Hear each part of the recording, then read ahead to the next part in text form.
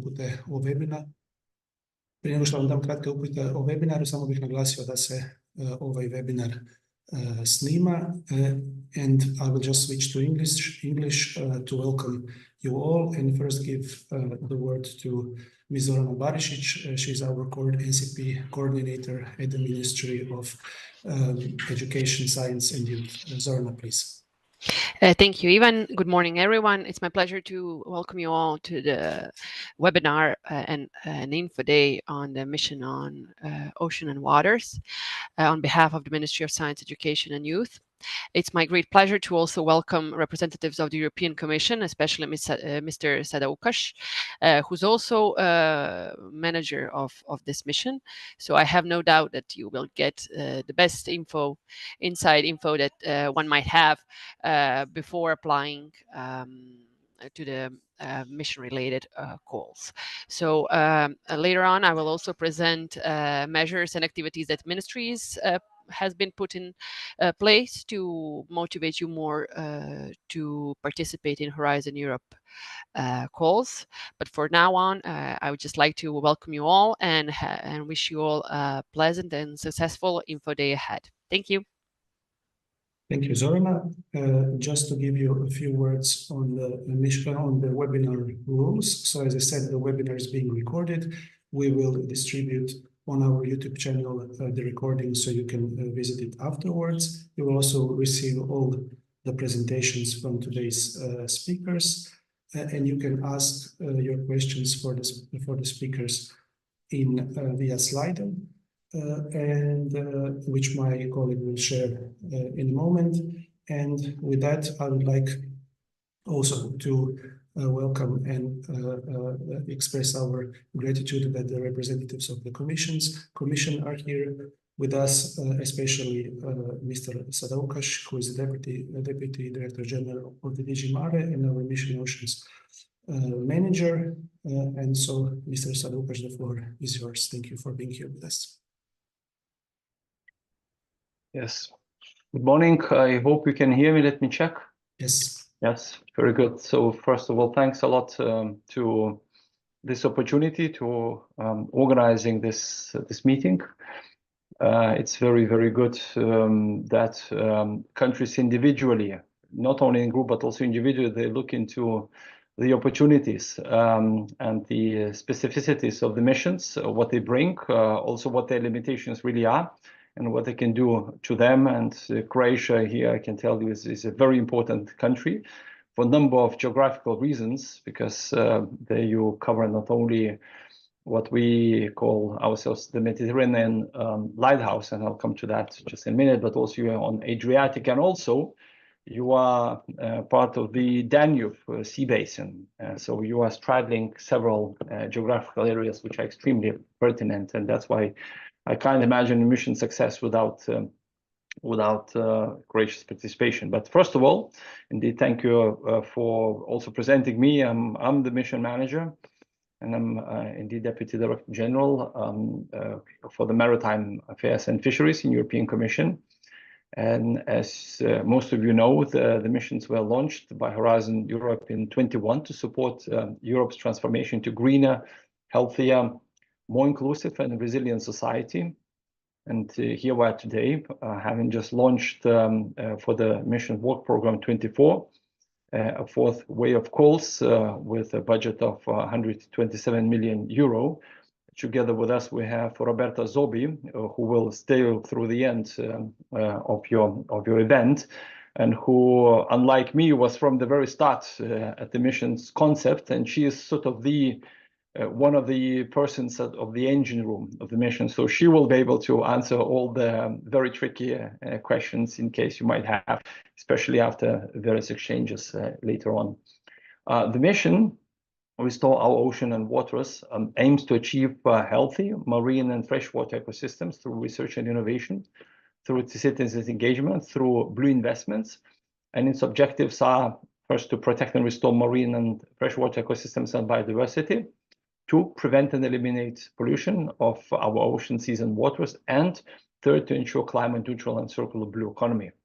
And we have three key enabling tools. One of them is the digital ocean and waters knowledge system, development of it, and more specifically the tool itself is the digital twin ocean. As there is so much about the ocean, there's still a mystery, and you can't simply know without trying to understand it on screen. And incidentally, just last week, we launched a prototype of this digital twin ocean. In case you have missed out on this one, you can still watch the recordings of the forum of the DTO, but there you can also see what the twin can really do. And it's uniquely well placed to do a lot of things to close the knowledge gaps that we have about the ocean, about our seas, about our waters. Also, the second enabling activity is public awareness and citizens engagement through awareness raising and education. And this is very key because citizens' involvement is really one of the key features and traits of the mission, which distinguishes it from the rest of the Horizon Europe projects. It's a different nature of engagement. That's why I call sometimes it mega projects, but the people to bring along the politicians, the societies, NGOs, all the civil individual citizens is really the one that is very different from the usual research and innovation project funded by our very famous and landmark research program. The mission provides also many opportunities for researchers, of course, but also for regional, local authorities, the business, and the citizens that I mentioned to join forces and develop solutions that safeguard our marine and freshwater sources. And Croatia has a strong record in the fields of marine biology, oceanography, environmental sciences, and these are very, very key for the mission Ocean and Waters. Your country is actively involved in many Interreg actions that address Adriatic Sea, which is indeed a very, very good starting point to develop these synergies between different sources of funding. Your research institutes are already involved in 14 grant agreements signed under the mission Ocean and Waters, and I really want to thank you sincerely for that. Today, new opportunities are opening for Croatian universities, research organizations, companies, and public bodies. And you will hear about the specific subjects from blue parks to migratory and sensitive species, from citizen science initiatives to support to specific communities like regions, coastal cities, or islands. And Roberta will provide an overview of these calls and their requirements. The calls for associated regions are an additional opportunity to learn from mission projects and develop plans to replicate innovative solutions. We have a simple, inclusive, and inspirational framework for those who share our concern for the ocean and who would like to pledge for its protection, and that's the charter of the mission. This charter is non-binding, is open to any public and private interested parties, and I have to say it's quite successful in terms of the numbers that are being of the pledges that are being submitted there, but also in terms of the monetary value when you accumulate and calculate everything that's been submitted there. And Croatia is already contributed with more than 50 actions, and that's really good record there.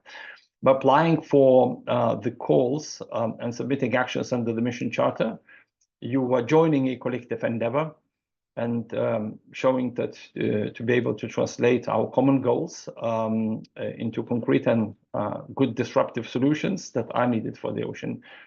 I can see you taking part in or even leading the implementation of this work program 24, and that is really key also for the innovation front runners like yourselves. We strongly hope that this fourth way, of course, for the mission will reflect your commitment, your enthusiasm, both on land and on sea, and will support you as best as we can in this transition. At the same time, we'll count really on your participation here, because what we're doing is we simply are developing the tools. We're preparing the ground for anybody who wants to do something about the oceans. We're trying to join the forces to bring people together, because alone we know that we can't do it. But we don't perceive ourselves really as those that will have to do everything there. No, that's exactly the point here, is that it's the lighthouses, it's the sea basins, it's the grassroots organizations, it's the countries, the regions, organizations, universities, businesses, anybody. These are the people, when they come together, they will be able to solve all these impossible tasks that we have for the mission. So keep up the good work. We really count on you, and you tell us how much we can help you, and we will be also help to. We'll try to also guide you in to see what can be done together here. So thanks again for all of that, and I wish you a nice discussion. Thank you very much for your support and for this overview of the mission ocean. Our next speaker is Ms. Irena Ciganečki-Ljušić. She is the member of the Strategic Program Committee Working Group for the Mission Oceans and Waters, also a senior scientist with tenure and head of laboratory at the Ruđer Bošković Institute. Please, Irena, the floor is yours.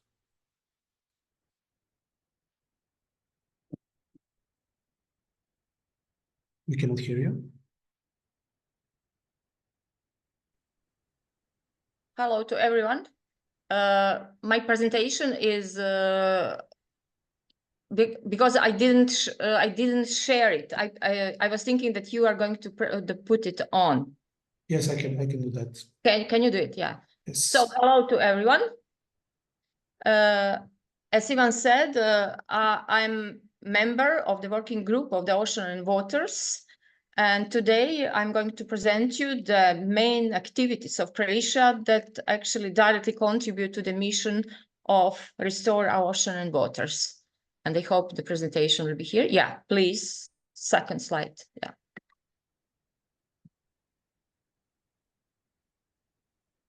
Can you see it? Yes, but it looks that something is okay. I can do it, yeah.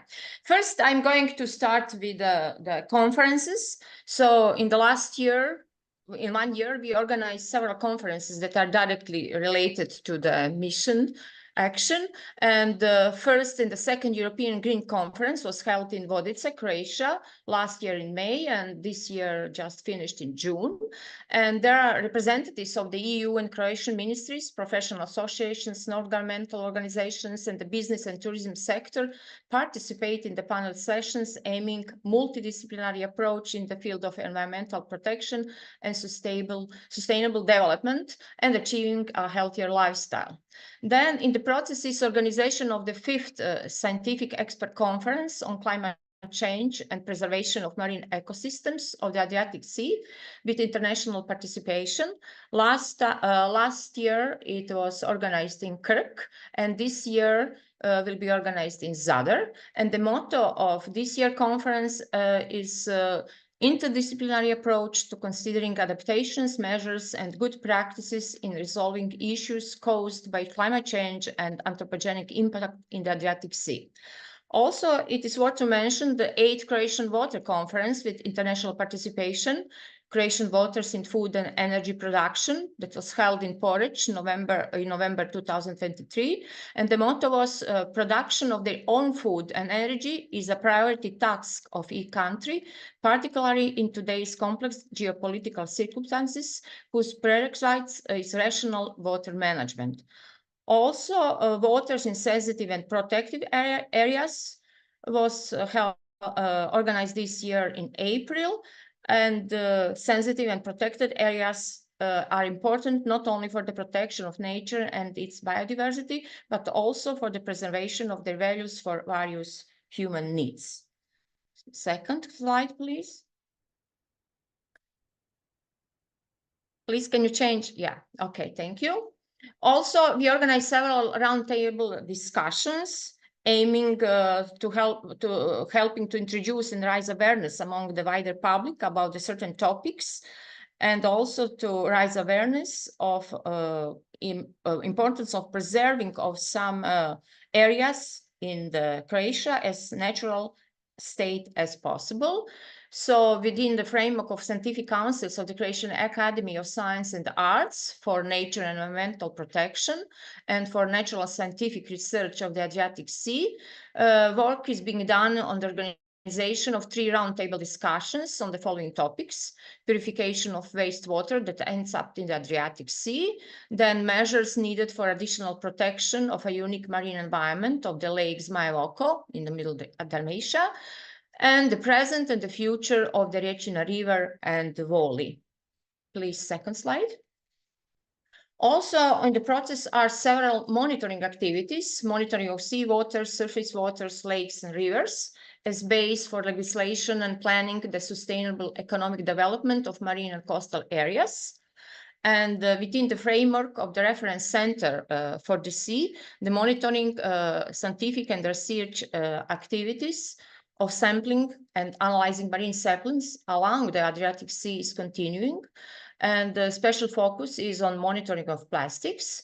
Also, several research scientific projects focuses on plastic in the sea.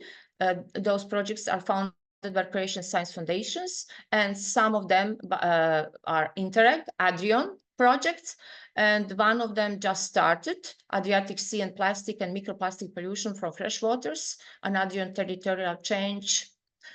Also monitoring of chemical and ecological status of transitional and coastal waters of the Adriatic under name Systematic Examination of the Quality of Transitional and Coastal Waters and Eutrophication Areas in the Northern, Central, and Southern Adriatic is going on monthly and seasonal basis and can be also directly related to our mission. Then we are continuing with freshwater monitoring, identification of dangerous substances in biota and sediment, and monitoring of their concentrations at surface groundwater trans stations now in 2024 and 2025. And in this monitoring part, sites are also monitored on the Danube River area. Also in March this year, new Interreg project, Press Adria, started, which includes analysis, monitoring, education, awareness raising, implementation of specific actions for the production and restoration of marine habitats, such as setting up environmentally friendly anchorages to protect marine flora and informing boaters about the distribution of seagrass meadow of Posidonia oceanica. So next slide, please. Also, one of the important achievements is launching a national map of marine habitats that was successfully done as a part of the project Mapping Coastal and Bottom Marine Habitats in the area of the Adriatic Sea under national jurisdictions, which was successfully implemented by the Ministry of Economy and Sustainable Development of the Republic of Croatia with a consortium that brought together more than 2,000 experts. And coordinator was Institute of Oceanography and Fisheries in Split. And as a result, a detailed map of marine habitats for 51% of the Adriatic, over 6,500 square kilometers up to 40-meter depths, provides key starting data for smart, sustainable use of marine resources and integral marine spatial planning, sustainable fisheries and tourism. And it is very important for planning the sustainable economic development of marine and coastal areas. So next slide, please. So in relation to initiative Ocean, Water and Arts, the contribution of creative sectors to mission Ocean and Waters, actually that was a call under the mission working program for 2023 and 2024, and also is one important part of the citizen science and ocean citizen. Exhibition of the best children's artwork for the International Art Competition 2024 is on Essen Zagreb for children for 1st to 8th grades in Croatia and students of Croatian language courses abroad on the topic preservation and protection of seas and waters. Was organized at Ruđer Bošković Institute last week, actually on June 17, as a part of Ruđer Bošković Open Doors. And with the aim of raising awareness for the need for additional care of the sea and waters in general, the same exhibition will be moved in Zadar in the frame of 5th Scientific Expert Conference of Climate Change and Preservation of Marine Ecosystem Adriatic Sea in September this year. Next slide, please. And on the following slide, you can see some of awarded children works, showing how children handled the complex and current topic extremely creatively, and many of them showed great knowledge about the treat of seas and waters and the reasons for it. And along with the submitted works for the competition. Mentors and art teachers also sent cover letters from which it could be seen that many schools have eco sections or other activities related to environmental protection, including ocean and waters. And this activity is planned to end up with the publication of a monograph. It is important to say that more than 90 award-winning works was selected out of total of 1,200 received. And these 90 awards were displayed at exhibition. And the topic of the exhibition was not accidental. It was chosen with the aim of raising awareness of the wider social community about the impact of climate change in combination with other human activities and their impact on the Adriatic Sea and waters in general, and in the context of the UN Decade of Ocean Science for Sustainable Development for up to 2030, and also as a part of the mission activity, Restore Our Oceans and Waters. With this topic, the International Art Competition directly joined the current trend of collaboration between science and arts. And science and arts are two branches of the same tree, is a famous statement by Albert Einstein that is often quoted to emphasize the connection between science and arts. And next slide, please.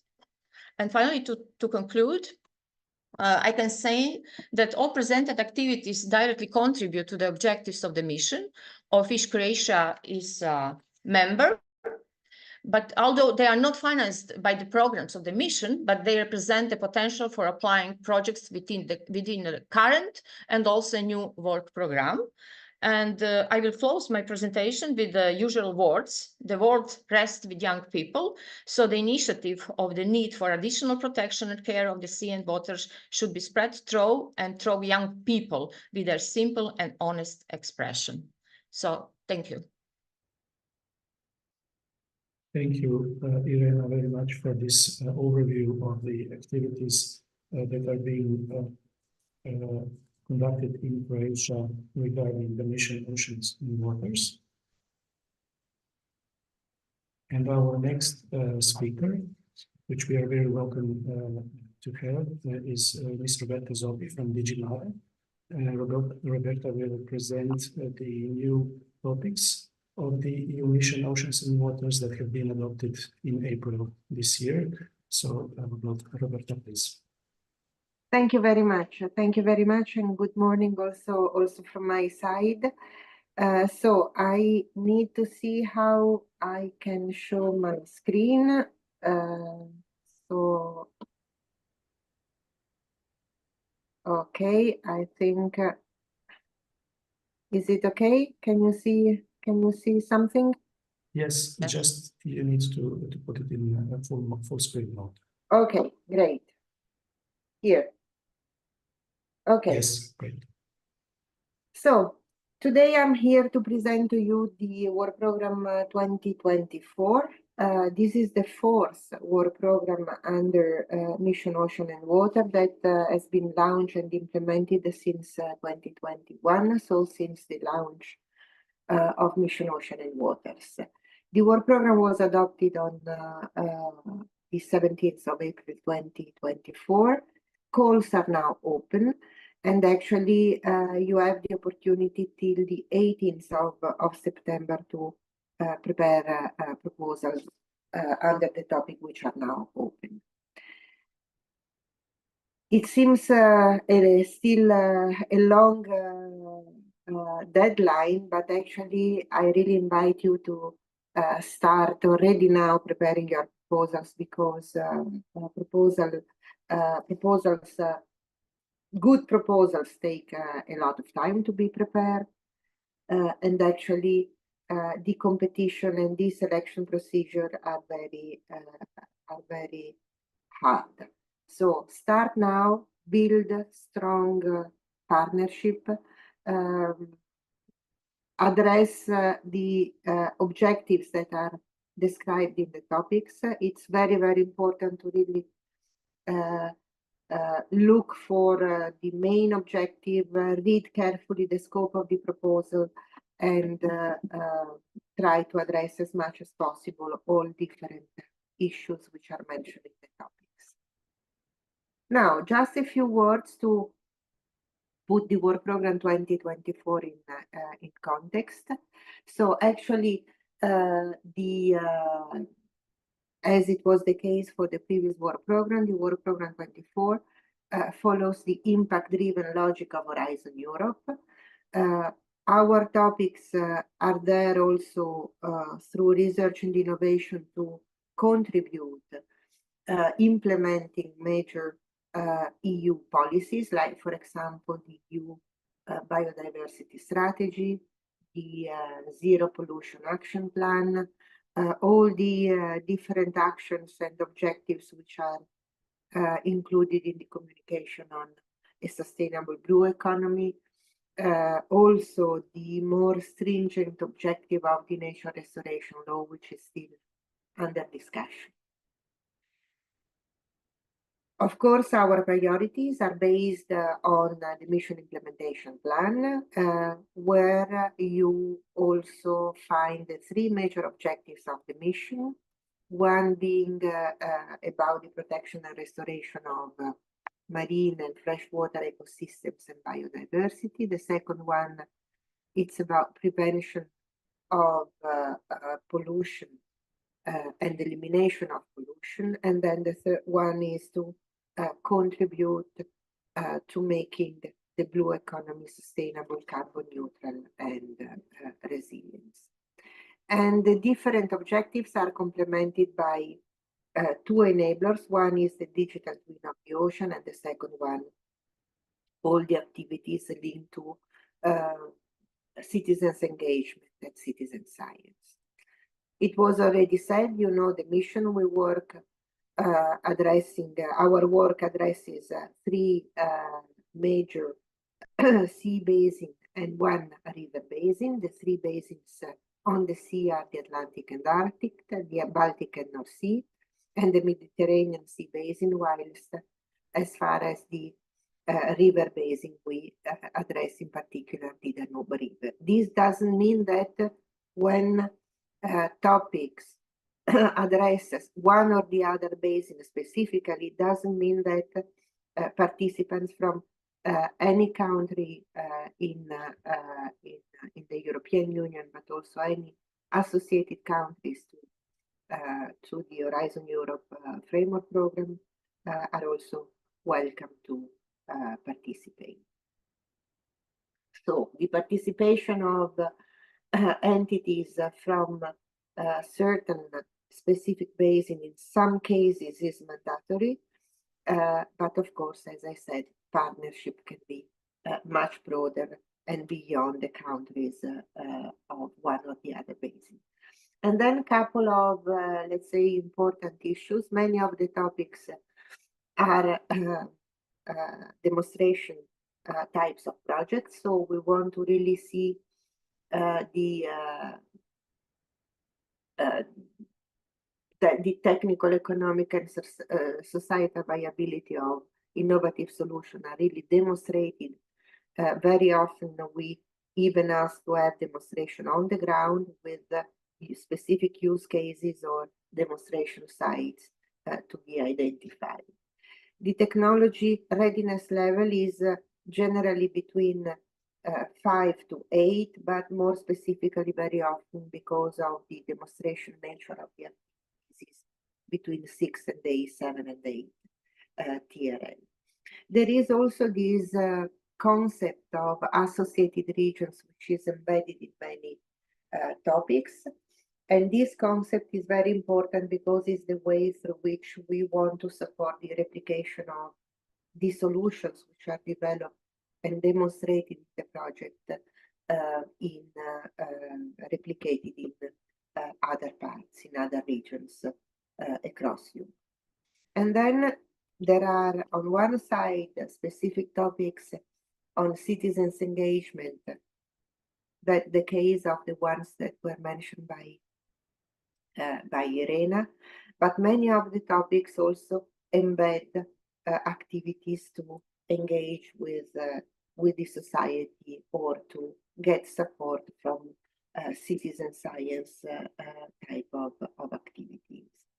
And very often, because also of the high TRL that we refer to in the different topic, we invite to consider also the outcomes of previous projects, not only within Horizon Europe, but also or within Horizon 2020, but also projects implemented through other programs, both at European or national and the regional level.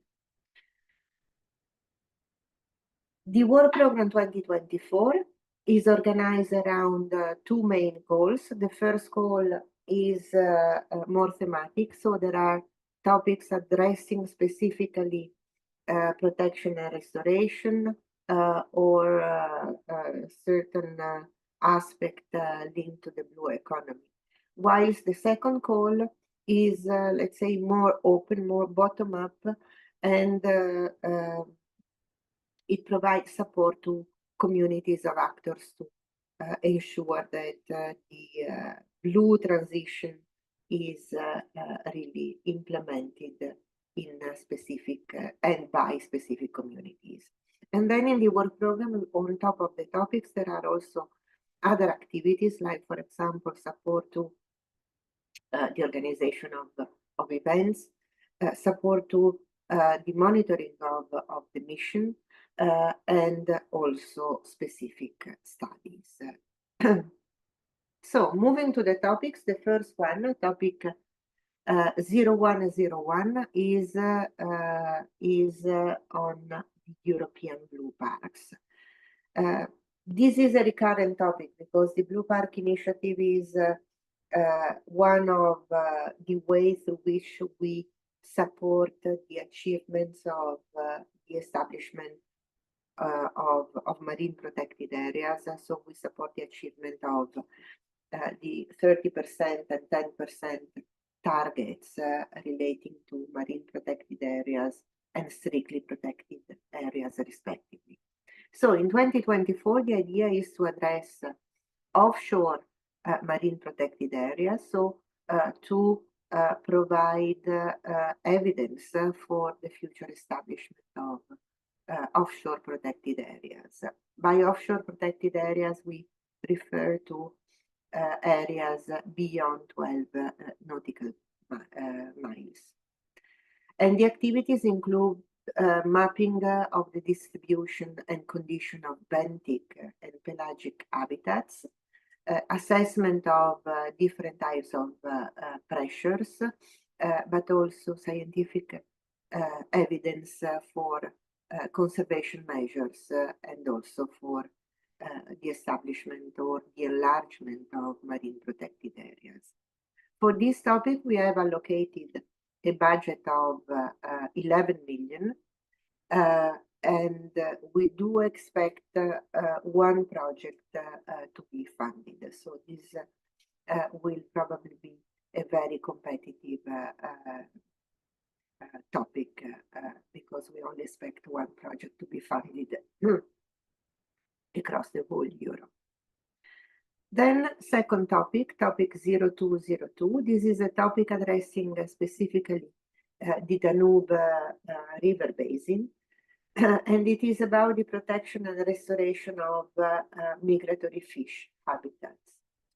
This is a topic that allows a lot of synergies with a number of projects which are also implemented under Interreg, for example, but also which are supported by national programs in the context of the Danube River, European Danube River strategy. So this is a topic that provides a lot of opportunities for synergies. The scope of the topic is to carry out demonstration activities addressing in particular endangered species of high significance for the ecosystem and or for the local communities.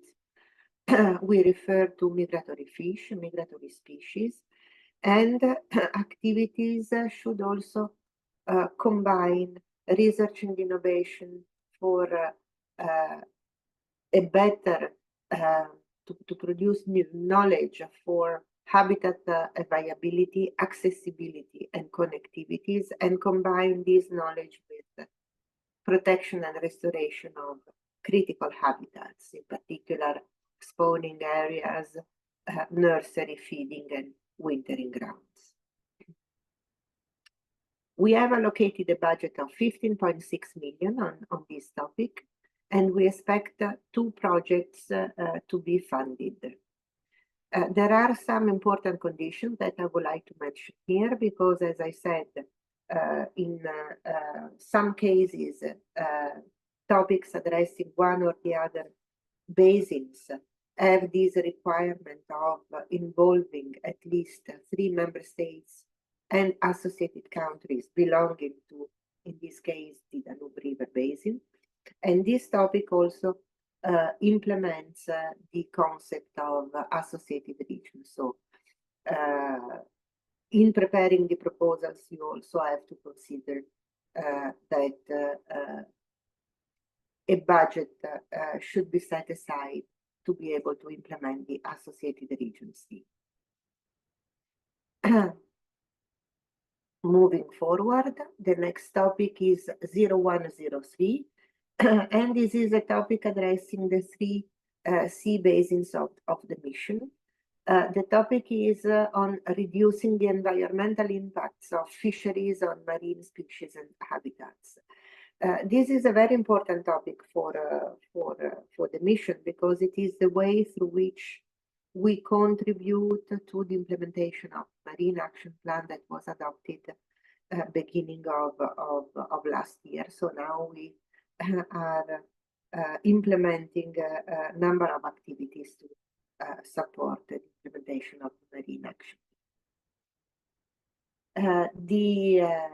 The scope of the activities should be in testing and demonstrating mitigation measures, sustainable fishing tools, and sustainable fishing operations to really reduce the impact of fisheries with regard to marine species and habitats. And when we refer to the different species, we refer in particular to sensitive species, those which are listed as an annex to the Marine Action Plan.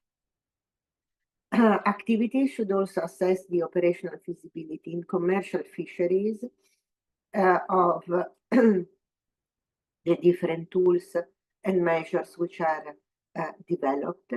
And also, you should foresee some activities to support the uptake of the solution. It will be very, very important to work closely with fishers and fisheries associations, because there is an important issue of developing measures and tools which are acceptable also for the fishing communities.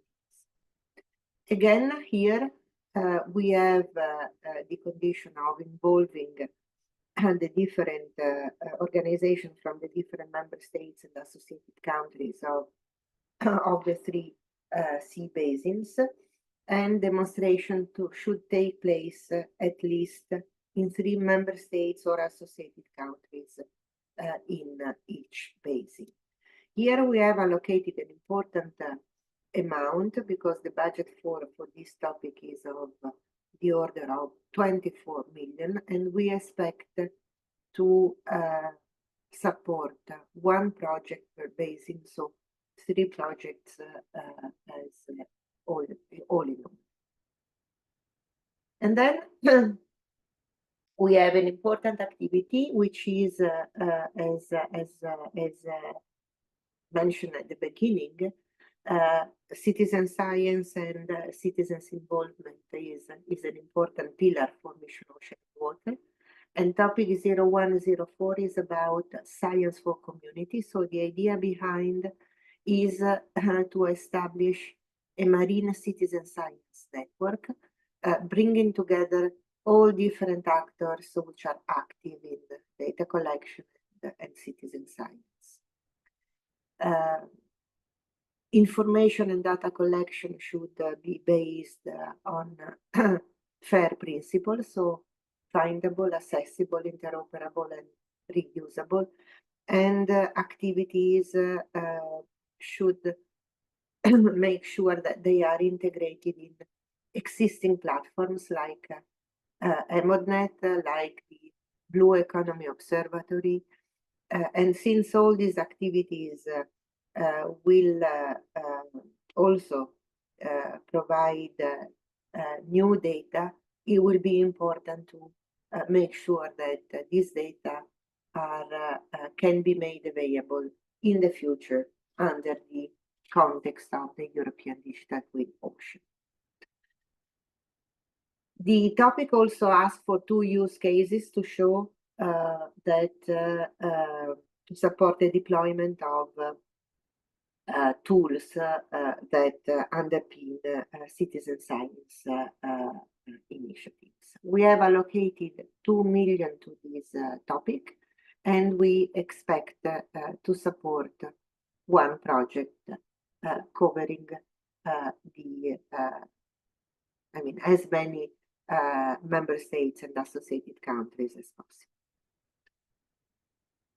Then there is another topic, which is an innovation action, and it's on our blue future, co-designing a future vision of a restored ocean and water system. Here, the activities will focus on the development of scenarios and a vision for the European ocean and waters for 2030 and 2050. Participatory approaches under this topic are really relevant, and actually we would expect different scenarios addressing the different lighthouses and comparing a sort of business as usual scenarios versus scenarios where all the mission objectives are achieved. The development of interactive and digital visualization tools are also expected. Here we have allocated 3 million, and we expect to support only 1 project. Then the next topic is topic 0201. So we move to the second call under Mission Ocean and Water, and we move to these support to community type of activities. So the scope of this topic is to support the uptake of innovative solutions, measures, and different initiatives which contributes to the achievement of the mission objectives. So this topic is not focusing on one or the other specific objective of the mission, but it is up to the proposers to identify how best their activities contribute to achieve one or more than one mission objectives. Here we have allocated 50 million. We expect 4 projects to be funded, 1 per basin lighthouse, but the specificity of this project is that they are expected to implement activities in the form of cascade grants. So it will be the responsibility of the consortium in charge of one of the 4 projects to launch calls for community-led actions and for actions to support transition agendas. In case of grants for community-led actions, activities expected to be supported have a range between 200,000 and 2 million, so for research and innovation projects. On the contrary, for transition agenda, which are more, sort of feasibility studies or studies to develop scaling up plans or replication plans, they are of the order of 100,000. And then let's say, consortium that will be retained for funding is also in charge of providing technical assistance to local stakeholders to develop or uptake solutions to address the mission objectives. So these are not really research and innovation actions, but these are activities or proposals that should demonstrate the capability of implementing in the form of cascade grants the implementation, as I said, of community-led actions and transition and support to transition agenda through calls to be launched directly by the projects that will be retained funding. There is another topic. This is a coordination and support actions.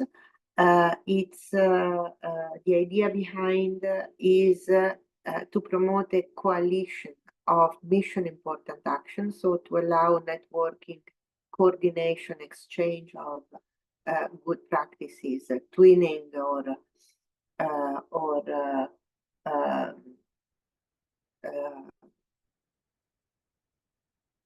joint initiatives between stakeholders and between communities which are very dear to the mission, like, for example, waterfront cities, regions, islands, or communities which are, or other types of community that can contribute to the achievement of the mission. So, coalition of actors.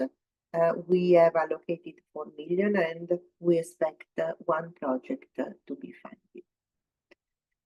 Then there is under other action, allow me to mention the activities under the European Digital Twin Ocean. Many activities are implemented through calls which are open to different types of stakeholders. But in 2024, and because we need to move to the second phase of the DTO, this topic will be implemented through a grant agreement to identify beneficiaries. And the identified beneficiaries are Mercator, which is already in charge of implementing the Copernicus Marine Service, and the Flanders Marine Institute, which is in charge, one of the node of the EMODNet. The scope of the activities is to consolidate and scale up the core infrastructure, the public infrastructure, underpinning all the activities implemented under the DTO and allow and ensure interoperability. Under other action, we also have a small study that will be implemented via a public procurement, which is under preparation, on the seabed natural sequestration capacity and the impact on seabed disturbing activities. So this is a procurement, and we are developing now the term of references, and the procurement tender will be launched very, very soon. Budget for this study is 0.4 million. And then this is not a topic, but just for your information, we have developed, which has already been signed, a service level agreement with the European Environmental Agency to allow us to work with them as far as the monitoring of the policy objective of the mission is concerned. And then I wanted to say a few words on these calls for associated regions. As I said, this is a concept which is embedded in many of the topics under Mission Ocean and Water. And the concept has been developed to allow areas with ecosystem that can benefit from activities which are carried out by one or the other project, or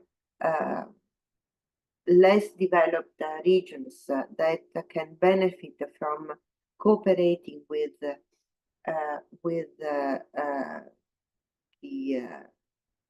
partners involved in one or the other project to build capacity. This concept has been developed to allow associated regions, these areas, to work together and develop replication plans for solutions which are of their interests. So the associated region scheme is implemented directly by the funded projects. They are also in charge of evaluating the proposals that are received from one region or another. Financial support is provided through these financial support to third parties mechanism, and it can only be awarded to local or regional authorities from associated regions. The maximum amount is 100,000, and actually this amount is not aimed at replicating the outcomes of one or the other project, but to develop rather replication plans that in the future could be implemented via other sources of funding. This gives you an idea of how many associated regions call are expected. Some have been already launched and closed, in particular those stemming from the project funded in the work program 2021. The large majority of these calls is still to be launched because, of course, projects have to reach certain maturity to share some relevant outcomes for possible replication with associated regions. And all in all, we expect to have by the end of the mission activities more than 100 associated regions benefiting from this scheme. How to find information about the associated regions calls? Well, these calls are published in the Horizon Europe funding tenders. These calls are also publicized in our Mission Ocean and Waters portal. Different projects also make publicity of the calls in their sites. And of course, you can always refer to the NCPs and the Mission Lighthouse CSAs to get information on these specific calls. This is what I wanted to present. And of course, I'm happy to reply to any questions you may have. Thank you very much. Thank you, Roberta, for presenting all the topics and also that you gave information on the associated regions. I just wanted to remind our audience that you can ask your questions via Slido, and my colleague will share again the link to Slido in the chat.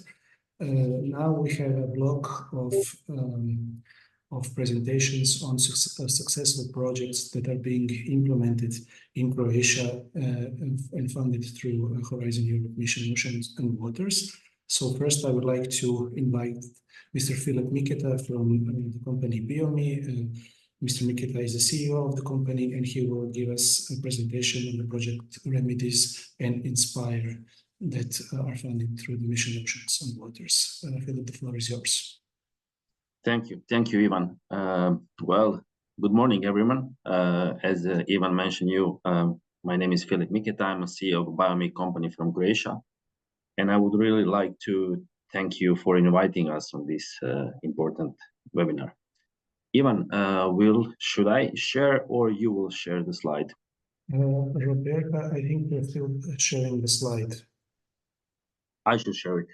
Yes, you can share it, but I think just if you can try to share, I think Roberta is still sharing the slide. Yes. It's written, you cannot start screen share while the other participant is sharing. Okay, now you can. Okay. Okay, I think this is it.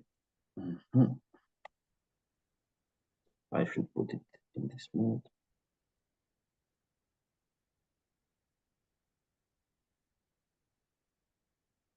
Is it now better? Can you see it? It is still not in the full screen mode.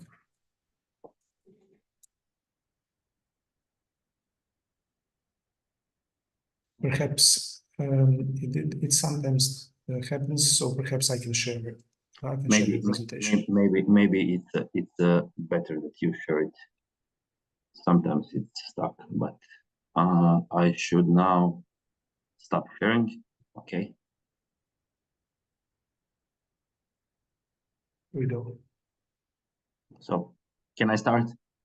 Yes. Thank you, Evans. Sorry once again for taking so much time. Well, as I've previously mentioned, my name is Philip, and today for you, we prepared one presentation about us, our company, our projects, and giving accent on the two projects which we are implementing, which are Remedies and Inspire.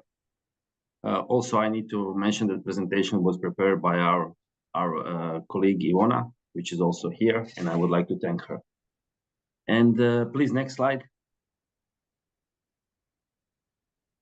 Yes, so actually 3 points will be inside of this presentation about us, about company, something about EU missions in Horizon Europe, what are EU missions in general, and more about EU mission.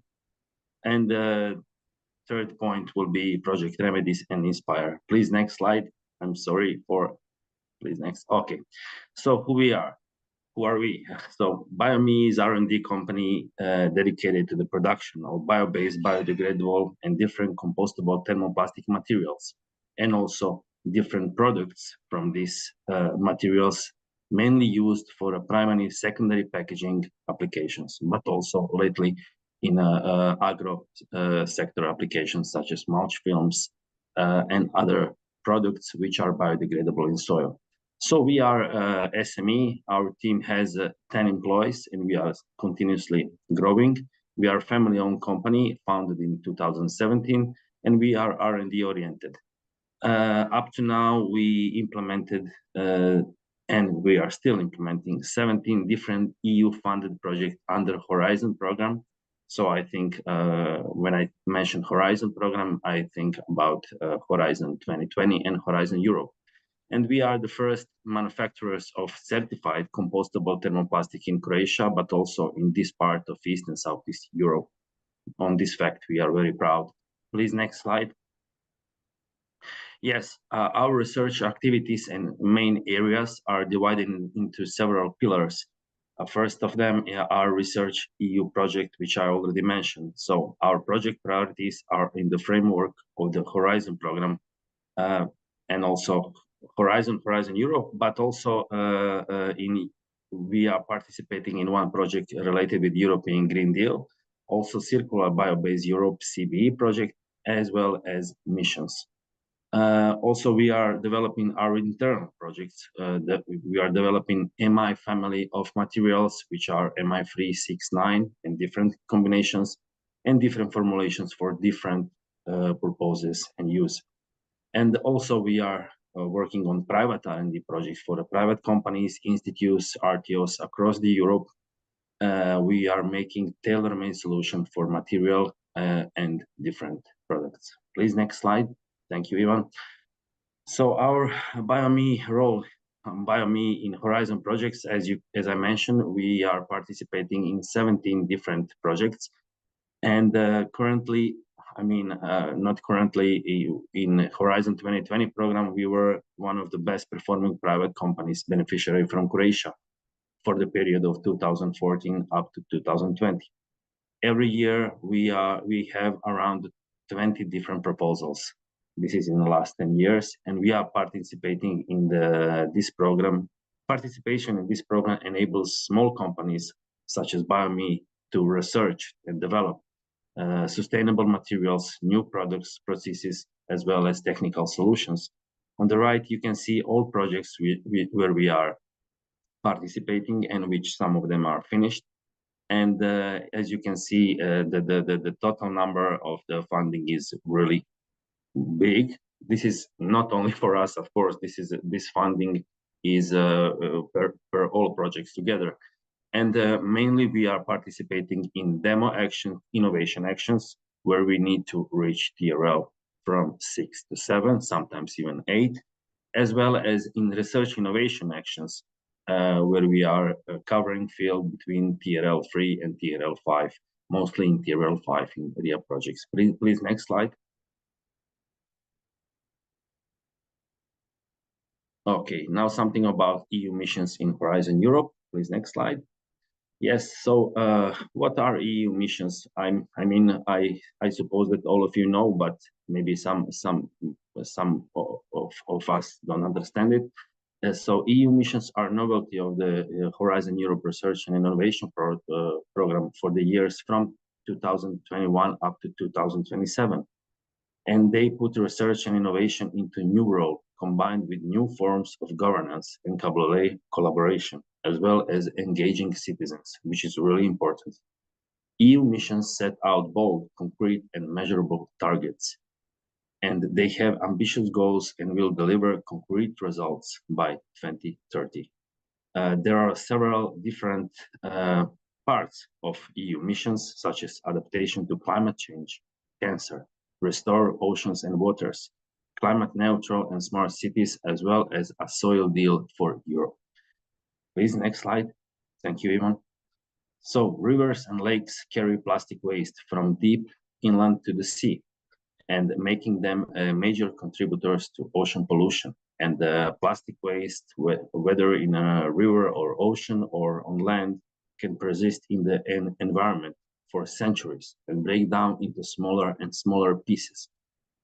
Those microplastics can enter the human body through inhalation and on different ways, such as absorption, and accumulate in our organs. And this mission aims to protect and to restore the health of our ocean and waters through research and innovation, citizen engagement, and blue investments. Please, next slide.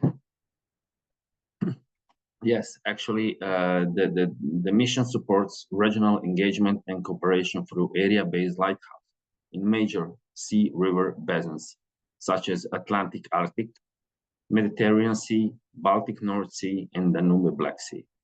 Each lighthouse pilots the development, demonstration, and deployment of mission activities across EU sea and river basins. Actually, a number of innovative projects is really large, more than 150. And as we can see, allocated financial resources are more than 1 billion. So we are talking about really respectable numbers, and we hope that some of the solutions and some of the products, solutions, services will really help us and help us to save and to prevent further destroying of our sea. As you can see on this graph, financial resources allocated in number of innovative projects is really large. By cross basin and Atlantic, Arctic, Mediterranean Lighthouse, Baltic North, Danube, etc. Please, next slide. Yes, now something about project Remedies and Inspire, and so something about Remedies project. So we are developing innovative solutions for plastic litter valorization and prevention. This project has more 23 different partners from 15 countries, so 15 countries, and the total cost of the project is something more than 9 million euros. Duration of the project is from 2022 up to 2026, and there will be 8 demonstration sites. New sites for scaling up across the Mediterranean Sea is more than 33, and there will be more than 100 beach cleanups and 12 breakthrough innovations. Please, next slide. The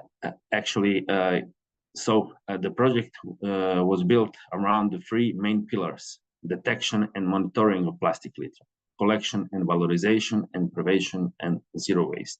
So in the remedies movement is striving to co-create a plastic conscious society by applying cutting-edge technology and circularity approaches. So by a holistic citizen engagement framework. During this EU mission, more than 500,000 euros of cascade funding will be granted to foster real zero waste solutions with 2 open calls targeting 5 associated regions. Currently, we are now in the phase of granting of these projects. Please, next slide. And something about our role within Remedies project. So we are in the field of prevention.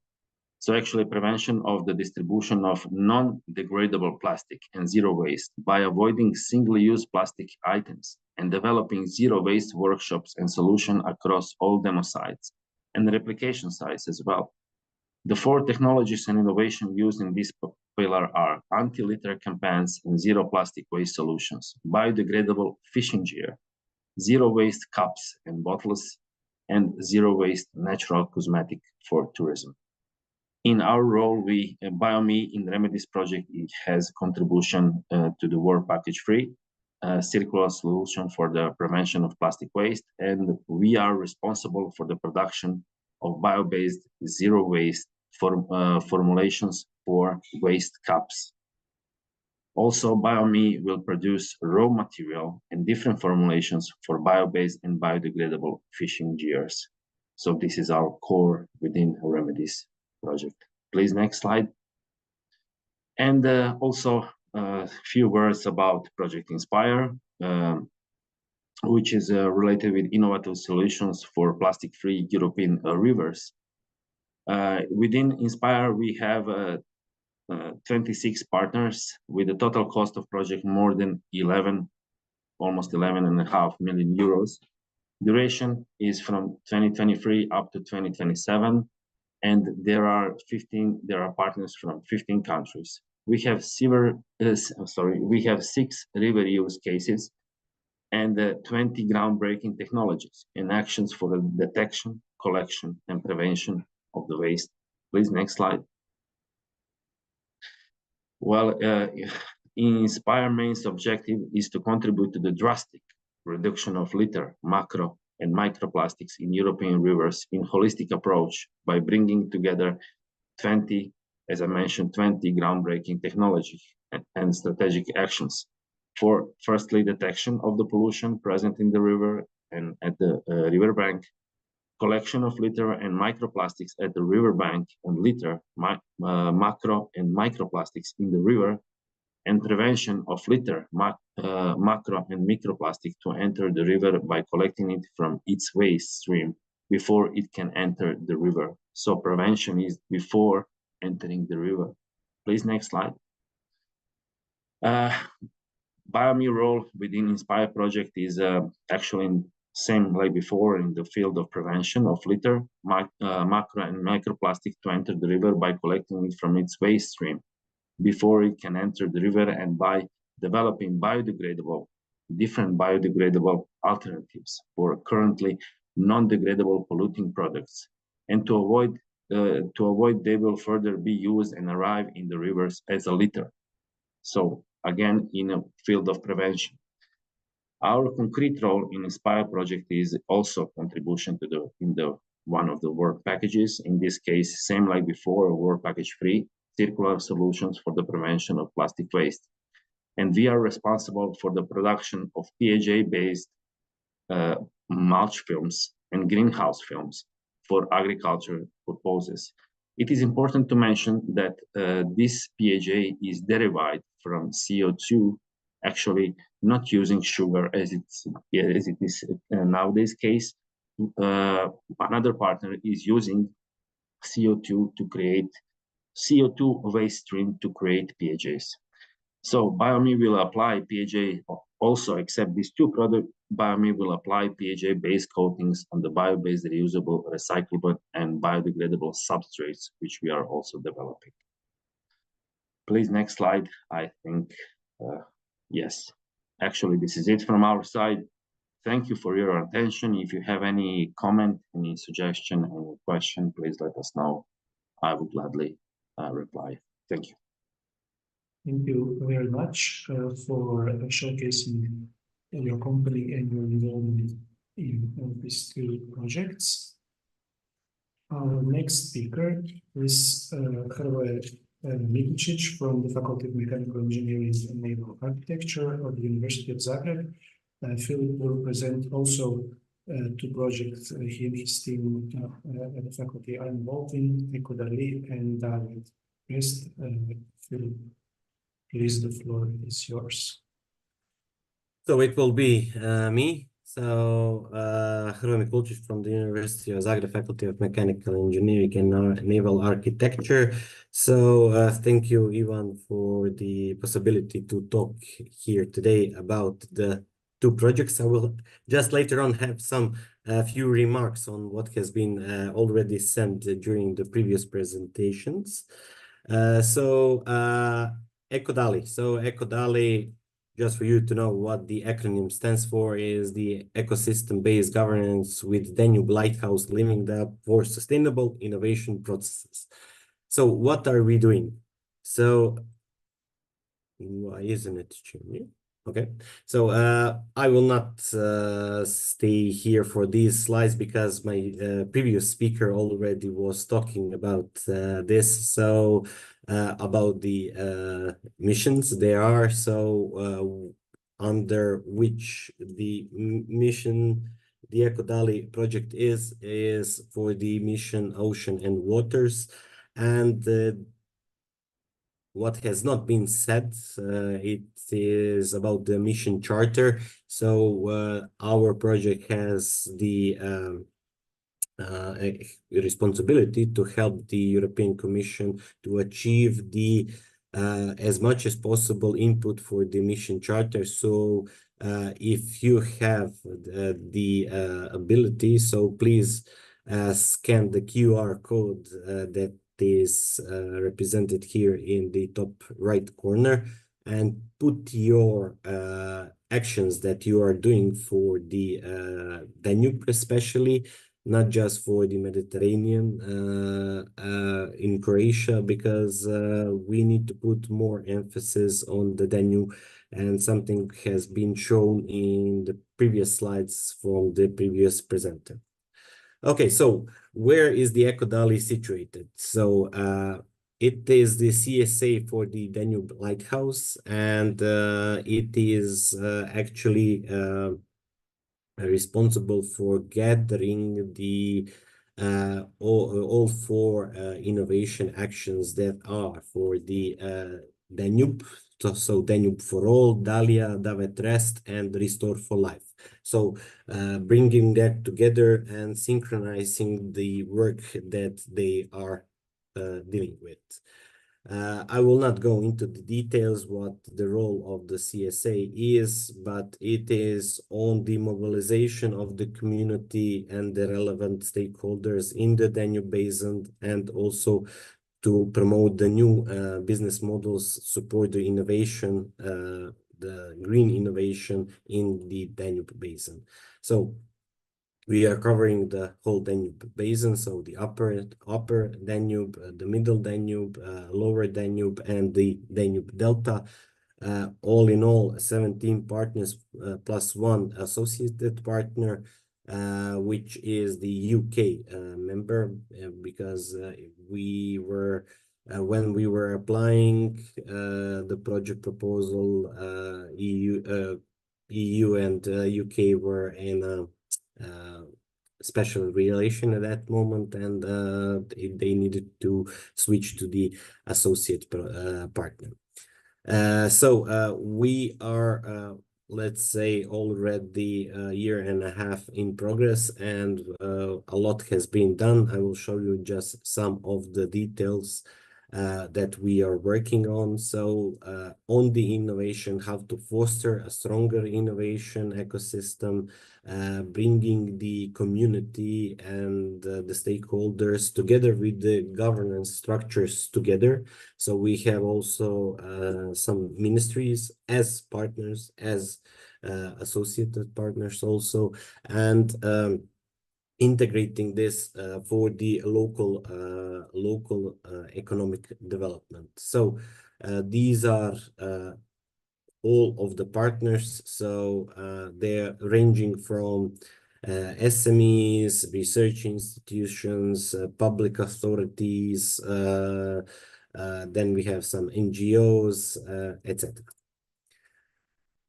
I will not go into details what are the work packages, but so what is the knowledge base that we are building, so through a portal which you can easily access on the Ecodali website, ecodali.eu. You can get all the information what is going on regarding the natural-based solutions that are possible to have as an economic benefit for the local stakeholders, what are the innovation actions, what are the strategic action plans for different topics on the agenda for the upper, middle, lower, and the Danube and the Danube Delta. Okay, so as for the Living Lab consent, so we have already started this last month. So we were actually starting with from the river mouth. We started and we are going to the river spring. So with the Danube Delta, we started on the biodiversity, going on the water systems for the lower Danube. Last week we had the Living Lab for the Middle Danube in Osijek on the climate change, and in July we are going to the Upper Danube for the Danube Innovation Ecosystem. So different workshops, living labs, and the outcomes that are expected is for the strategic plans that need to be prepared, the portal that is already active, so be free to visit it. I must say that we were really successful with the Living Lab in Osijek last week. So we had over 100 key important stakeholders from all across EU, including some from the European Commission.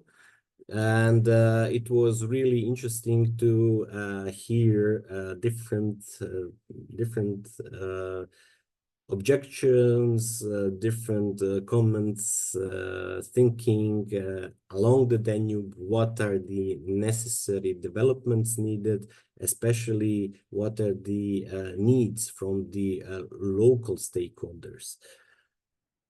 Okay, so it was also organized in a way that we have a study visit. So we brought all of them to Kopački, to municipality of Draž, to the Batina part, and along the Danube River. So while we went to the municipality of Draž, again, they are partner in the project, but also it is important because the demo site for the innovation action for the Davet Rest is there. So we also use the opportunity to showcase what is being done there. So this was for the CSA project, Ecodali. Now I will talk a little bit more on the Davet Rest, the innovation action that we are involved with. So the Danube wetlands and floodplains restoration through systematic community engagement and sustainable innovative actions. Just for you to know the full title of the project. So what are we, so again, it is part of the Danube River Basin lighthouse, and there are 4 innovation actions. So for the restoration of fresh and transitional water ecosystem, we had Danube for All and Dahlia project that were approved. And here we have in this call that were Test was approved for the restoration of wetlands. Here also we have a Restore for Life project.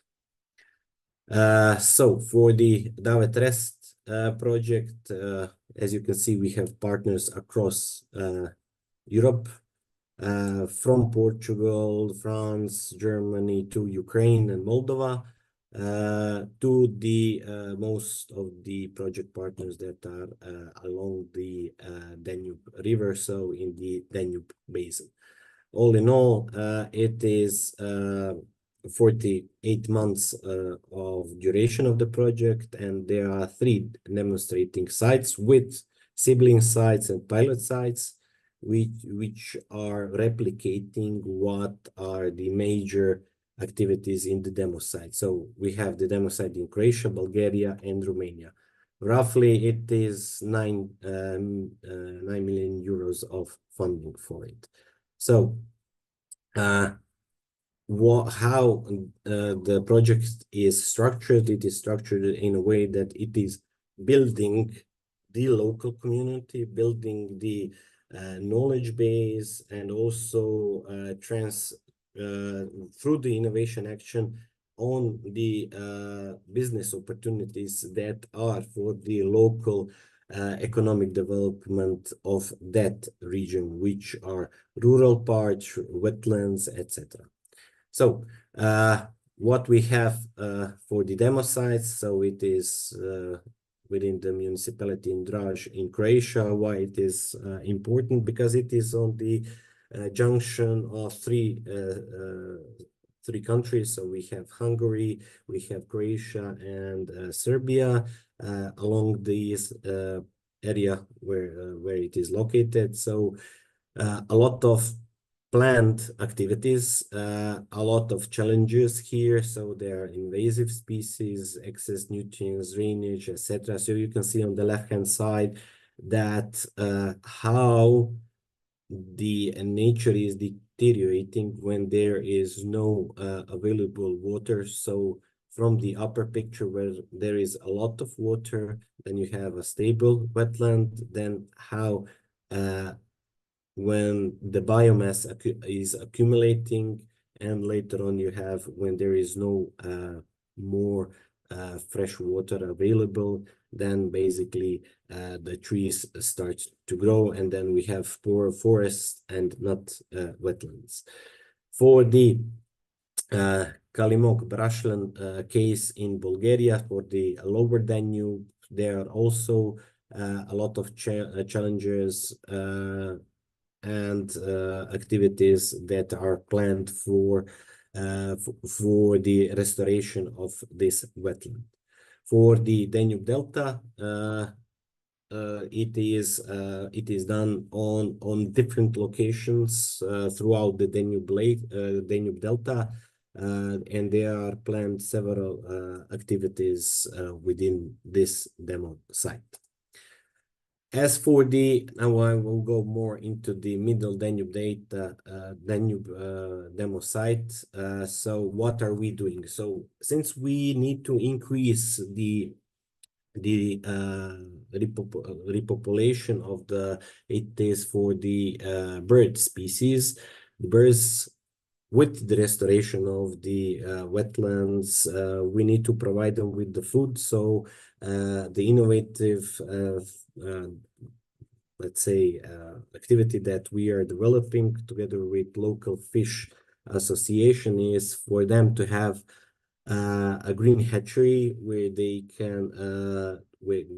can produce the fish in different size of pools, and to later on repopulate the areas where it is possible to do with fish. So there are already purchased equipment. It is being, so this was a architectural concept done for them, and these are the equipment that has been already done. It is being put together in order to have everything ready for the harvest this year. So what is important, the biodiversity monitoring that is already being performed at the area, together with local authorities and the local NGOs who know the best what is the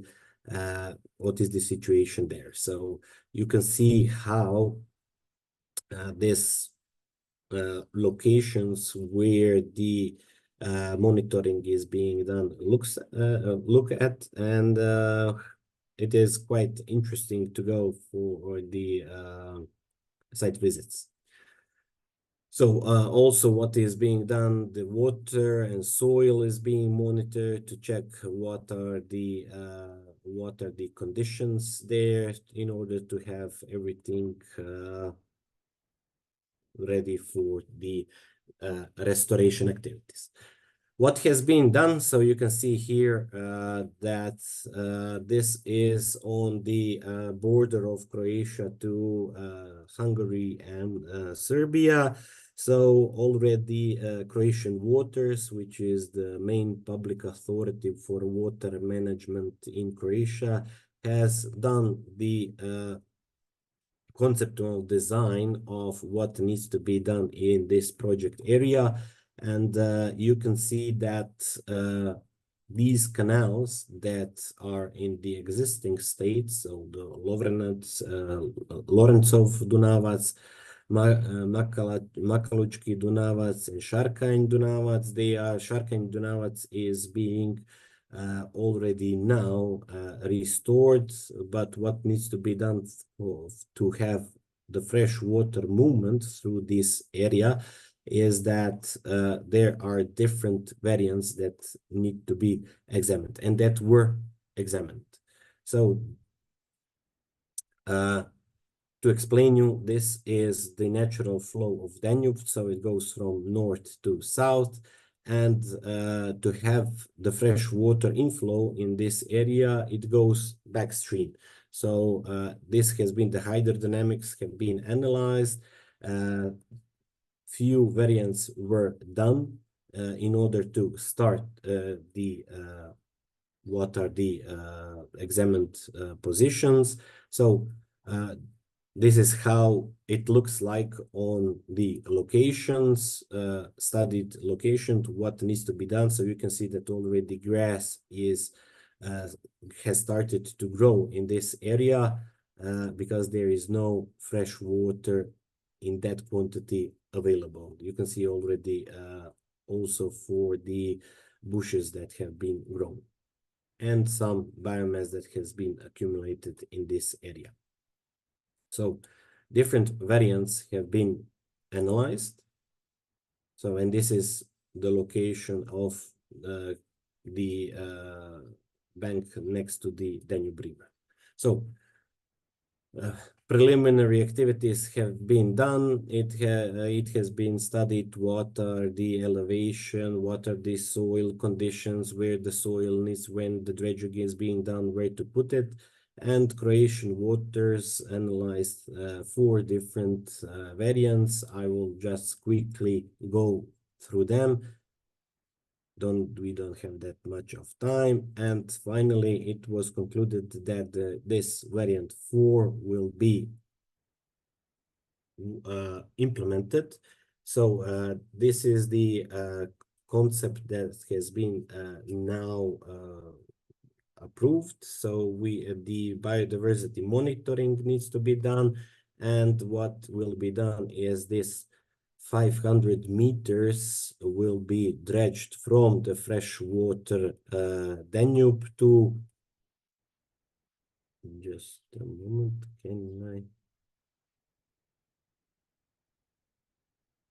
so this, okay, you see my laser pointer. So this 500 meters will be dredged to have from the natural flow of Danube fresh water inlet in this area all the way around, so that water can be distributed.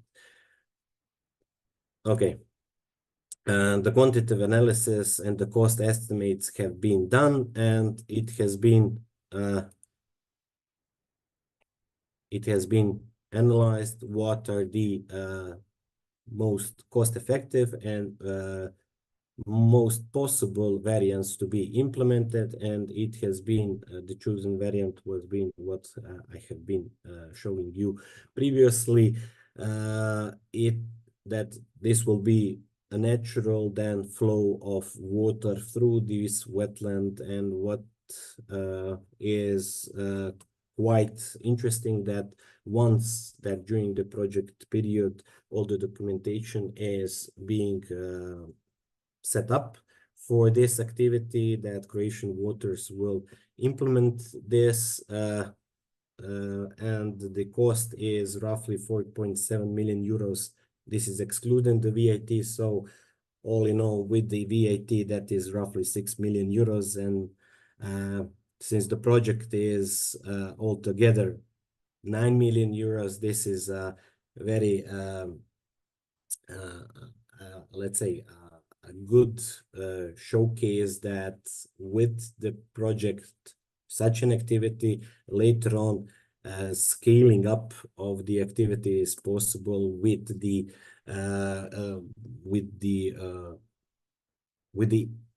funding that is provided from one of the public authorities. Okay, so that was all from me.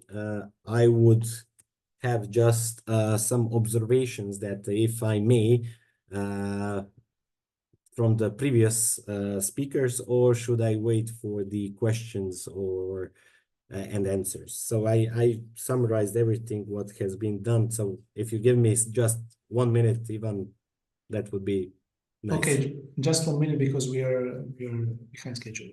I know, that's why I was going quickly through the slides.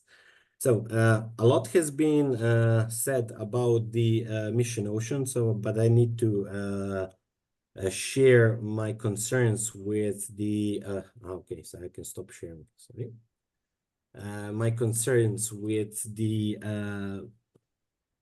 Danube representation. So, first of all, Mr. Sadauskas was talking about 4 sea basins, and we have 3 sea basins, and it is 1 river basin. So it's all the way from the head now, starting that Danube is not that much represented, and this has been already shown on the picture from the previous speaker, where the allocated financial resources were mentioned for different basins, and what has been shown that for the Danube basin, it's a bit disappointment. So when we are comparing other basins, the Danube basin is not that much represented. Then also what was mentioned in the opening talk is that it is important for the Danube region is important because of its geopolitics, but there is only one call for the Danube region in the next mission Ocean. So so this is something that is contradictory when saying that it's important and then putting the funding elsewhere. So as a comment for the Cascade funding, it has been seen, so it is very difficult. So we know it from the project, it was very difficult for the implementation. But what can be seen from the funding portal is that a lot of this funding has been given to consulting companies which do not know the actual local conditions and local needs from the stakeholders. Especially this is coming from the Danube basin. So I am very interested what will be in the 2025 goal, because for this year, it is, as I said, only 1. And we don't still know what will be for the 2024 for the Danube region. So a lot has been shown, and for Croatia, it has been said that, yeah, it is important in the Mediterranean, in the Danube. But who is representing the Danube interest here? So that is my question. Thank you, Hrvoje. This is also the important aspect of this webinar, is to share the information on the mission and on the current calls, and also when the time comes on the calls for 2025. So more Croatian entities can join consortia. Also, for more entities can sign the mission charter, so the graph that you mentioned can look better. But I wanted to thank you and Philip for showcasing your projects. It is very inspiring to see how in different aspects you both in 4 projects contribute to the mission Ocean. And now we have 3 more presentations on the various support options that are available for applicants and for mission practitioners. So without further ado, I would like to welcome Ms. Cecile Nis from iFramer. She's the coordinator of the Prep for Blue project, which she will present us now. The floor is yours. Thank you very much.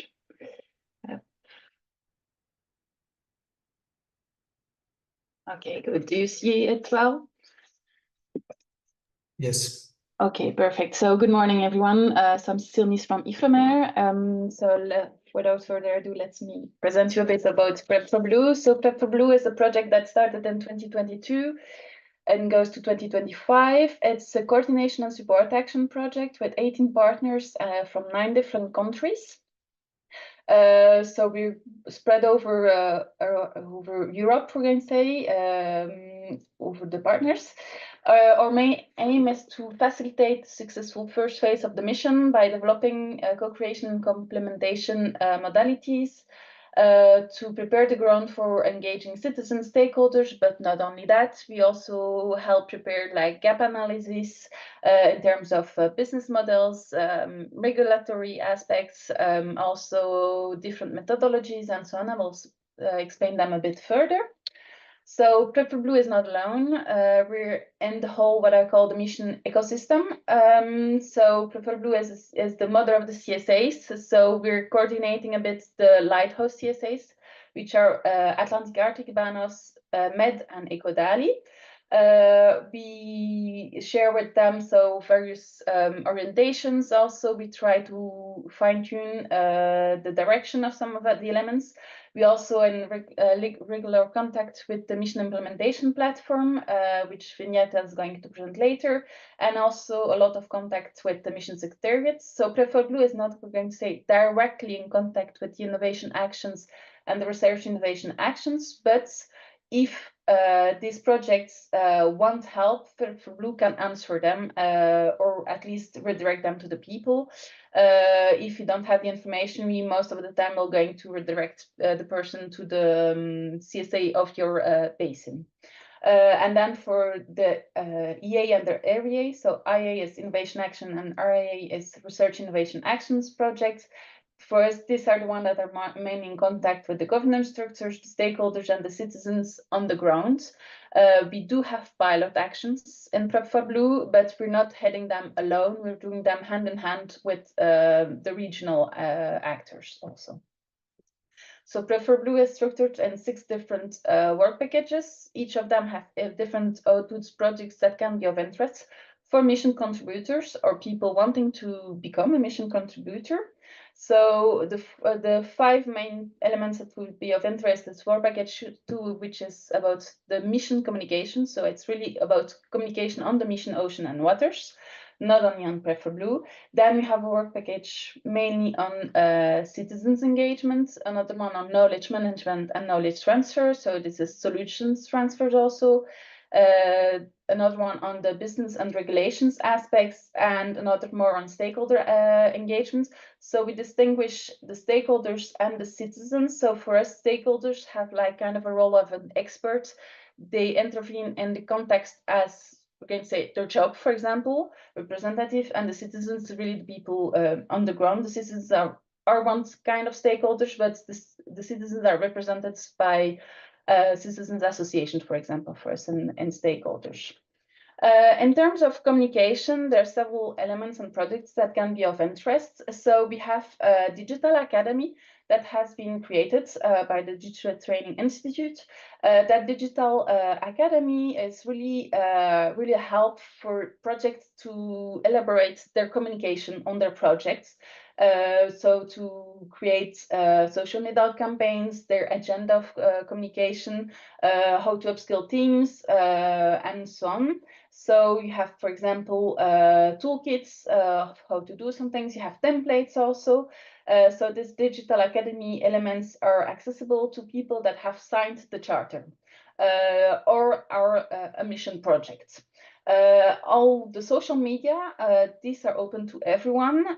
So the social media, it's the mission social media, we're going to say. We have Twitter, LinkedIn, and Instagram also. There's another aspect on the communication of the mission. So there is one website it's the Mission Ocean Waters website. This website has for public aim, we're going to say, everybody that has an interest into the mission. So it's a really interactive website which has completely at the bottom 4 different pictures of the different basins with pictures, interviews, actions, and so on for each basins.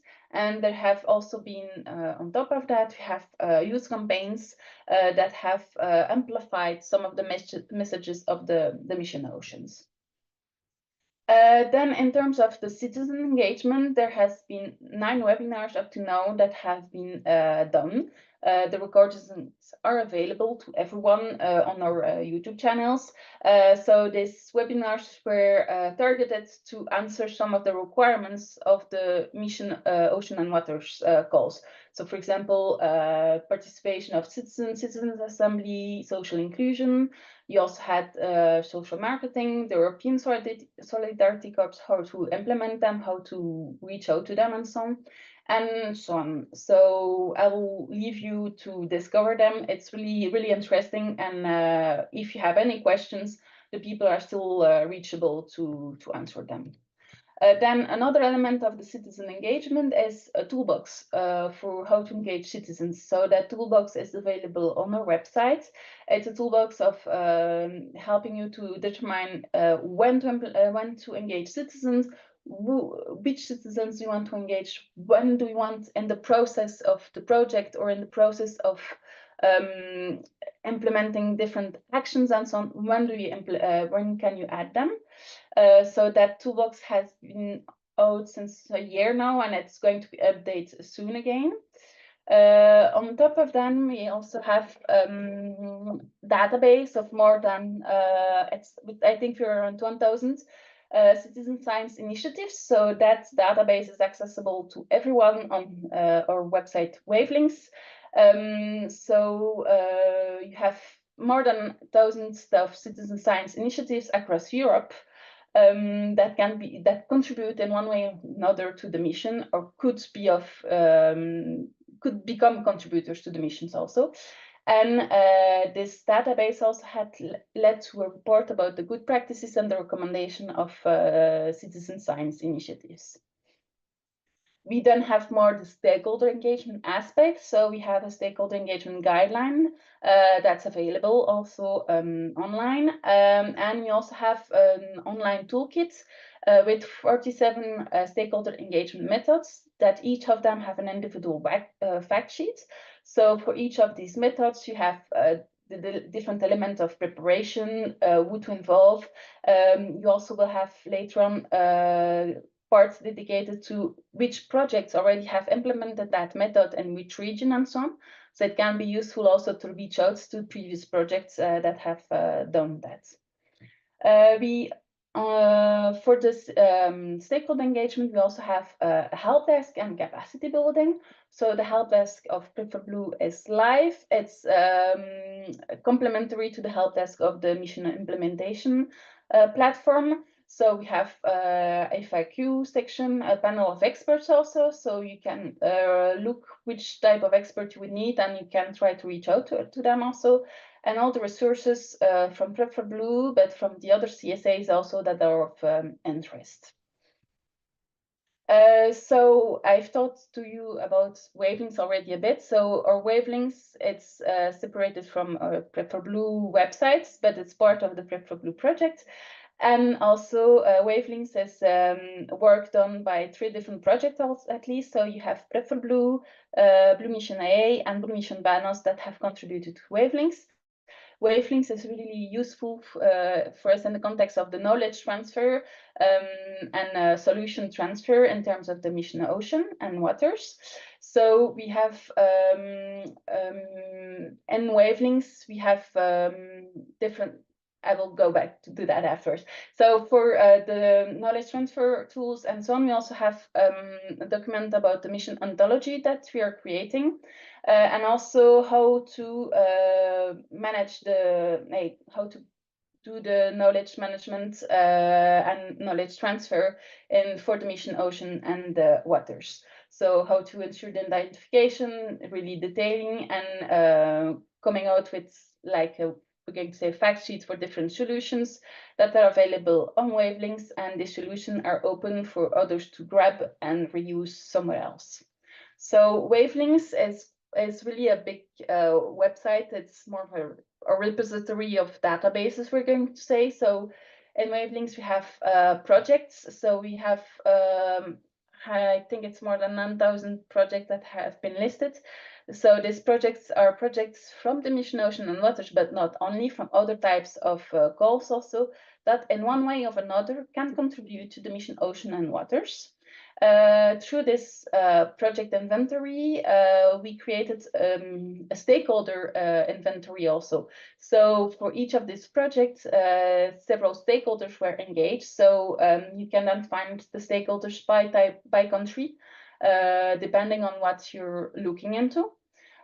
We have, so as I told you before, the engagement methods, so the 47 engagement methods fact sheet that are available.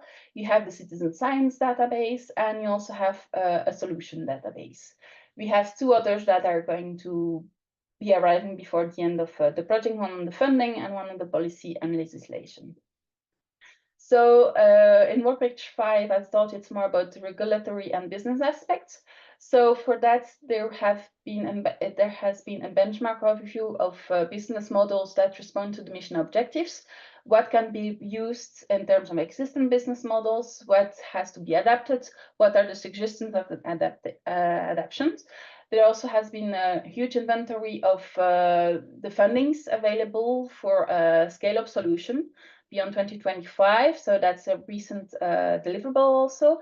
So that one goes through all the different funding availabilities that you have, and it will deliver also fact sheets for each different type of fundings. Currently, we have one on cascade funding, and the other funding possibilities are going to come in the coming weeks and months.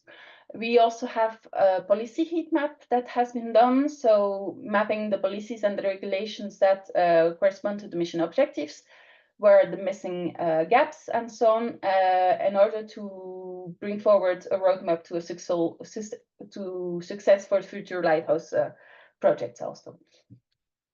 And as I told you before, Prep4Blue is integrated in the mission ocean and waters ecosystems, and this involves also different collaborative working groups that are open to anyone, any mission contributor. So we have a communication collaborative that meets up every month. They're discussing all topics of communication aspect with the mission ocean. We have citizen engagement collaborative also. I don't know exactly how frequently they meet up, but I think it's at least once every 2 or 3 months. Then there's a database working group, knowledge outputs, and there's also, I forgot to add it, a help desk working group also. As told by the previous speakers also, there is also an important aspect is the mission charter. So if you pledge to the mission charter, there's no, it's not non-binding, but it brings you several opportunities. So you of course have access then to the Mission Digital Academy, for example. You have access to the Mission Annual Forum and the networking mission events that happen once every year at least. You have access to lots of different other resources also. We are going to be present in the next following events. There's a pilot stakeholder assembly that's ongoing with EcoDali. So it's our partner CPMR that's working hand in hand with EcoDali for that one. It's going to happen in Georgia in November.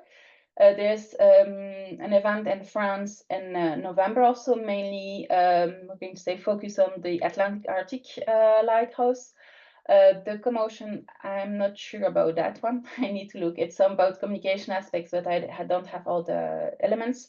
And there is, of course, the third mission arena of Banos that's going to be in Amsterdam in November also. So that's it for me. If you have any questions or so on, don't hesitate to contact, reach out, and either I will have the answer or I will forward you to the person that's more relevant. Thank you. Thank you very much, Cecile, for this rich presentation of all the options that are available for our applicants. And our next speaker is Ms. Vineta Goba from the Technical Police Group, and she will present us the sister project, the mission implementation platform for the mission Oceans and Waters.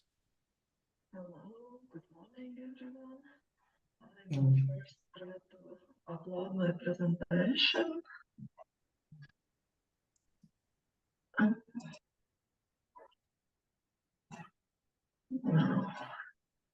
I don't normally work with Zoom, so it seems a bit difficult. So Ivan, maybe you can help me out.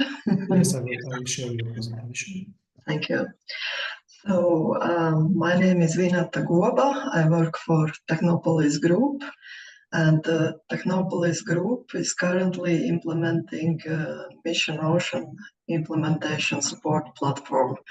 They are leading consortium where certain partners are represented. Well, could you please go to next slide? I will not talk about mission because number of speakers already talked about that. I will go directly into platform. What are objectives of mission implementation platform? We are supporting Mission Ocean in achieving its objectives to restore our oceans and water bodies. And the platform is acting as a one-stop shop, supporting mission secretariat and commission in implementation of mission, support and provide technical assistance to mission partners who are busy with implementing mission, support Blue Parks community initiative, which is also part of our work on platform, and provide access to knowledge to all citizens. Next slide, please. Here is, in a nutshell, overview of mission implementation platform functions: to build one common portal for mission implementation, to assemble and share all knowledge which have been produced in framework of mission, to monitor, track on progress and report on progress, to provide technical assistance, and of course dissemination and communication activities, cross-cutting and very important task platform. Next slide, please. The Mission Ocean portal is this one-stop shop which provides all information which have been produced under umbrella of Mission Oceans.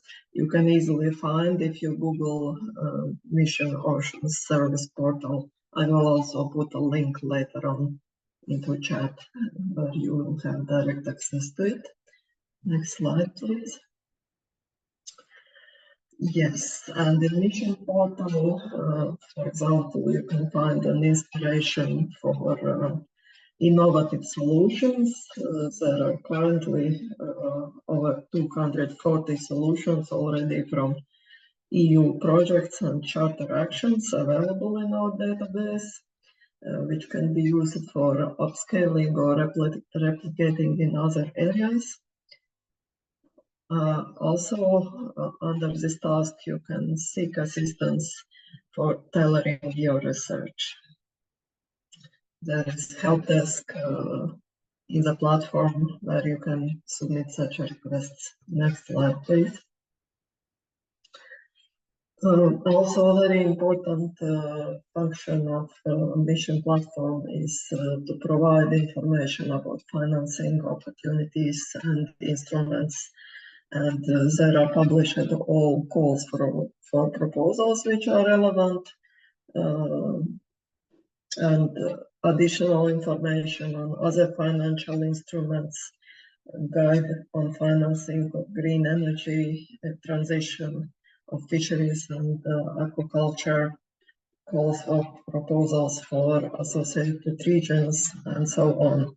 So in looking this section of portal, you can always be updated about calls, learn more about financial instruments and make informed decisions, and find also information tailored to characteristics of different types of stakeholders. Next slide, please. We are also paying attention to different matchmaking events.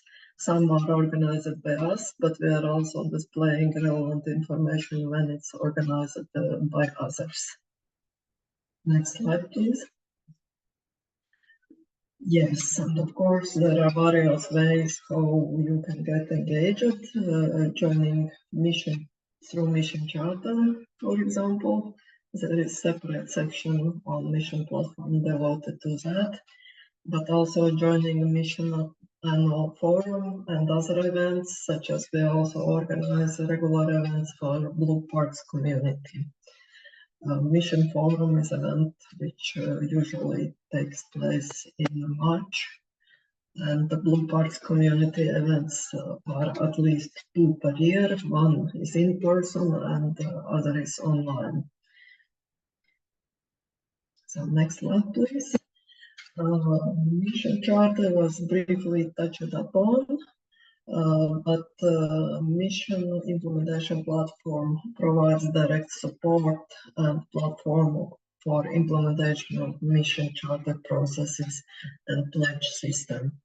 So we are doing it in various ways, providing communication about mission charter, but also assessing submitted pledges, providing technical assistance, help desk services to mission charter, and providing monthly qualitative and quantitative assessment of pledges, and regularly informing mission secretariat about progress with charter, and promoting good practices of mission charter, and displaying these identified best practices in our solutions database.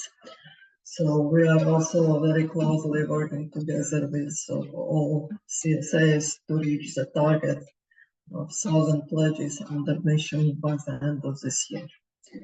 Next slide, please. Yeah, a few words about Blue Parks community initiative. This community is organized thematically for the benefits of improved management of marine protected areas and Natura 2000 sites. And it's meant to support these activities devoted to establishment of marine protected areas and improving current management by exchanging knowledge and good practices and facilitating scientific, technical, and policy discussions. So, as I mentioned before, for that purpose, we organize regular events to bring together interested stakeholders and to share experience and good practices. And also, this for Blue Parks community, we provide technical assistance through Blue Parks help desk. So, I would invite you to have a look at this section of our MIP portal and consider becoming a member of Blue Parks community, because community is growing. Next slide, please. Yes, other areas of the portal, we display direct links to the CSAs and presentation of our mission projects. There are a section of news and events which is continuously updated, There is a mission newsletter and monitoring dashboard, which is displayed on the right side of the slide. I was very happy to see that some of your participants are already using this section. Now we might go to the next slide. So that is actually the end of my presentation. Thank you very much, and please use our portal and keep yourself updated about all news on the mission. Thank you. Thank you very much, Mineta, for your presentation on the mission implementation platform and all the features of the web portal. And our final presentation today is on the mission support system for Horizon Europe and the measures supporting national participation in European programs, which will be delivered, as said before, by Ms. Zorana Barišić. She is the coordinator of NCPs for Horizon Europe in the Ministry of Science, Education and Youth. So please, Zorana, the floor is yours. Thank you, Ivane. I will continue with my presentation in Croatian, as it's primarily directed towards Croatian participants. So apologies for those who do not understand it. Let me just put out a screen. I don't know why it's not working. Is it? Can you see it? Can you see it now? Not yet, not yet. Now? Not yet. Can you see that I'm sharing it? No, sorry. Oh. If you want, I can share it for you. Yeah, please do, Ivane. Just a moment.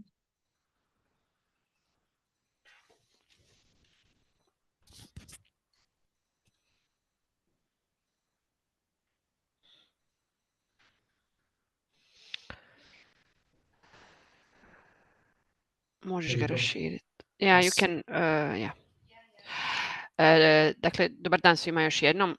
Predstavit ću vam u ime Ministarstva zapravo postojeći sustav podrške našim korisnicima, odnosno hrvatskim prijaviteljima, i nešto detaljnije o mjerama koje Ministarstvo provodi, odnosno mini grantovima takozvanim za naše prijavitelje.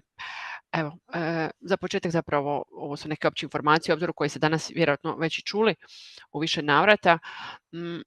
Ono što je ključno je zapravo da njime se nadopunjuje i nacionalno i regionalno financiranje u području istraživanja i inovacija, ali u kontekstu misija specifično, što i vidimo zapravo, misije se odnose na rješavanje najvećih zapravo društvenih izazova s kojima se nosimo, ne samo na europskoj razini, već i na globalnoj. Dalje. Struktura programa Obzor vam je, vjerujem, svima poznata.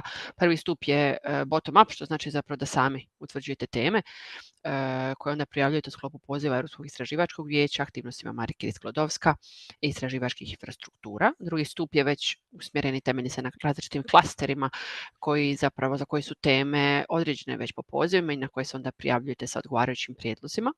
A treći stup je prvenstveno usmjeren na inovacije.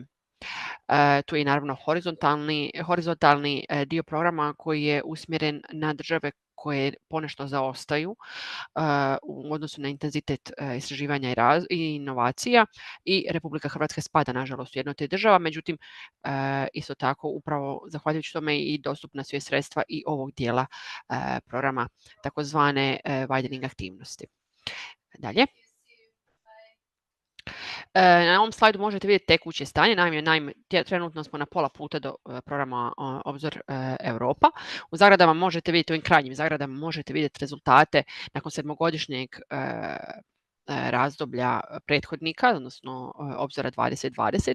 Tako da već sad možete vidjeti kako smo u nekim aspektima znatno ojačali, prvenstveno u odnosu na stopu uspjeha, ali i na različiti broj organizacija. Znači imamo već sad imamo preko 211 zapravo organizacija i jedinstvenih organizacija koje participiraju u okvirnom programu Obzor Europa, što je značajan skok da smo već na tom broju nakon svega 3,5 godine provedbe programa, s obzirom da smo u cijelom prethodnom 7-godišnjem razdoblju imali 269 jedinstvenih organizacija koje participiraju.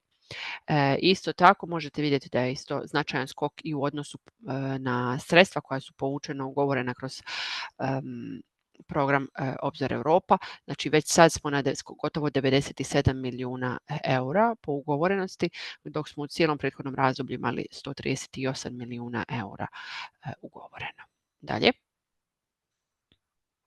Na ovom slajdu možete vidjeti otprilike zapravo možete vidjeti specifično podatke po stupovima i po pojedinim dijelovima programa u odnosu na naš uspjeh.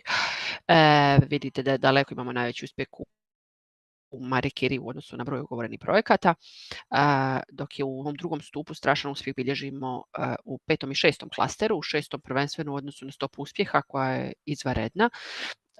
Znači, 1/3 svih projekata koji se prijavljuju sa hrvatskim prijaviteljem biva financirana, dok u odnosu na klaster 5 koji se odnosi na klimu, energiju i mobilnost zapravo kontinuirano nam je najjači u odnosu na povučena sredstva. Tako je bilo i u prethodnom razdoblju, što znači zapravo da nam je kontinuitet očuvan, te da su naši prijavitelji i dalje iznimno kompetitivni u odnosu na druge prijavitelje u Uniji. U odnosu na, možeš samo vratiti na sekundu, i naravno u dijelu za inovacije nešto slabija je stopa uspjeha, ali ipak značajan iznos sredstava povučen kroz Europsko inovacijsko vijeće, dok u ovom dijelu koji sam prethodno spomenula, koji je rezerviran za zemlje širenja, odnosno widening zemlje, isto imamo značajan skok, ne samo po povučenim sredstvima, već po broju jedinstvenih organizacija koji se uključuju u Obzor. Znači već sad smo udvostručili broj jedinstvenih prijavitelja u ovom dijelu programa, što je zapravo jedan od osnovnih ciljeva ovog dijela programa Obzor Europa, tako da evo nadamo se da ćemo nastaviti sa tako jakim i dobrim trendom zapravo u ovom dijelu programa Obzor Europa. Dalje. Vjerujem da vam je danas već tijekom dana nekoliko navrata spomenut nacionalni portal. To je znači nacionalni portal Obzor Europa je središte svih informacija o našem sustavu podrške, pozivima, ali i tehničkim aspektima koji se odnose na sam program Obzor Europa, i on je definitivno izvor svih relevantnih informacija te se svakodnevno osvježava. Tako da ako želite biti redovito izvještavani o svemu što se događa u programu Obzor Europa, ali svim događajima poput ovoga, svakako vas pozivamo da pratite ovu stranicu. Sljedeća. Prema zaključku Vlade Republike Hrvatske, zapravo Ministarstvo znanosti, obrazovanja i mladih sada je imenovano za ključno tijelo u koordinaciji podrške sudjelovanju u ovom programu. Ono to radi uz pomoć nekoliko potpornih tijela koje zapravo su domaćini našim NCP-evima. Tako da u ministarstvu se nalaze 2 koordinatorice nacionalnih osoba za kontakt, u ovom trenutku to smo Doris Jozić i ja. Imamo članove programskih odbora koji zapravo čine našu delegaciju za svaki pojedini stup, odnosno za svaki pojedini dio programa, pa tako i za klastere, ali i specifične misije. I zapravo kroz članove programskog odbora utječemo na teme i pozive koji će se raspisivati u sklopu programa Obzor Europa, najčešće na 2-godišnjoj razini. I zaključno, što je za vas zapravo najvažnije kao korisnike, imamo nacionalne osobe za kontakt, one su ključne osobe nacionalnog sustava podrške na ovoj nacionalnoj baš razini, i njih ima preko 25 u ovom trenutku, te se u najvećem broju nalazi u Agenciji za mobilnost i programe EU. U HAMAG BICRU, našoj inovacijskoj agenciji, nalazi se NCP-evka za 3. stup, koja zajedno s kolegicom koja se nalazi u HRZZ-u pokriva znači isto taj 3. stup. U HRZZ-u, odnosno Hrvatskoj zakladi za znanost, nalazi se još naš NCP i za ERC, odnosno Europsko istraživačko vijeće. U srcu se nalazi naš NCP za digitalizaciju, a Ministarstvo unutarnjih poslova pokriva pitanja koje se tiču nuklearne energije, odnosno programa Euratom. Uloga ministarstva u ovome svemu je zapravo da koordinira aktivnosti svih ovih aktera, da komunicira i da je glavni kanal komunikacije zapravo prema Europskoj komisiji, ali onda i prema tom sustavu, te da naravno promovira Obzor Europa u Republici Hrvatskoj. Sljedeći. Kao što rekoh, nacionalne osobe za kontakt su u ovom trenutku zapravo najvažnija i oni su vam vaša prva točka susreta sa Obzorom Europa prilikom pripreme ili provedbe vašeg projekta. Naši NCP-evi zapravo imaju za ulogu informirati korisnike o natječajima, ali omogućiti vam, ukoliko je to tako što potrebno i to ste zatražili, individualizirano savjetovanje. Također, oni vas savjetuju o procedurama, pravilima i kao što rekoh i pripreme prijave, ali i provedbe projekta, te su zaduženi za promociju programa, što su jedan od zašto je jedan zapravo od ovih webinara, zapravo što je jedna od takvih aktivnosti ovaj webinar, odnosno ovaj set webinara koji imamo ovih 10 dana koji se tiče misija. Sljedeće. Sve nacionalne kontakt osobe možete naći na našem portalu koji sam prethodno spomenula. Pod kontakt i podrške kategorija nacionalne osobe za kontakt. Tu imate njihove brojeve telefona ili mailove i oni su uvijek zapravo dostupni za sve vaše upite i suradnju. Ukoliko slučajno niste sigurni kojem NCP-u se obratiti s obzirom na svoj upit, slobodni ste se obratiti ili kolegici Jozić ili meni na mail, pa ćemo vas mi vrlo rado usmjeriti na odgovarajuću osobu ili vam sami zapravo ponuditi odgovor na vaš upit. Dalje. I sad u kontekstu specifičnih aktivnosti koje sam ranije spomenula, odnosno mikrograntova koje Ministarstvo dodjeljuje, vjerujem da je dio vas sigurno upoznat sa odlukom, možeš idući slajd, Ivane, molim te, odlukom o mjerama za jačanje nacionalnog sudjelovanja. To je zapravo odluka koja je bila na snazi još od 2018. godine. Nešto se malo izmijenilo 2021. i zapravo jako imamo svježu, zapravo najnoviju odluku kojom smo jedan dio zapravo odluke izmijenili sada u svibnju 2024. godine i time zapravo pokušali proširiti na veći broj prijavitelja u odnosu na dosadašnje potencijalne prijavitelje koji su bili obuhvaćeni prethodnom odlukom. Cilj mjera je naravno poboljšati kvalitetu, ali i broj prijava na naše pozive i povećati znanstvenu izvrsnost prijavitelja i na kraju krajeva osnažiti ljudske operativne kapacitete. Pogotovo u odnosu na ovo zadnje, osim naravno mjere su usmjerene na pripreme projektnih prijedloga i one aktivnosti koje u tome omogućuju što kvalitetniju pripremu, onda i prijavu, ali isto tako ova odluka obuhvaća i stručne službe na vašim organizacijama, odnosno ljude koji u vašim organizacijama bave se pripremom i provedbom projekata sa ove tehničke administrativne razine, tako da su i oni obuhvaćeni ovom odlukom. I to na poprilično specifičan način. Naime, kogod da se prijavi na ovu odluku i dobije zapravo financijsku podršku, obvezan je u roku od 12 mjeseci prijaviti se na neki od poziva od ova 4 programa koje vidite na slajdu. Znači, prvenstveno program Obzor Europa, program Euratom, svemirski program i na pozive Europskog instituta za inovacije i tehnologije.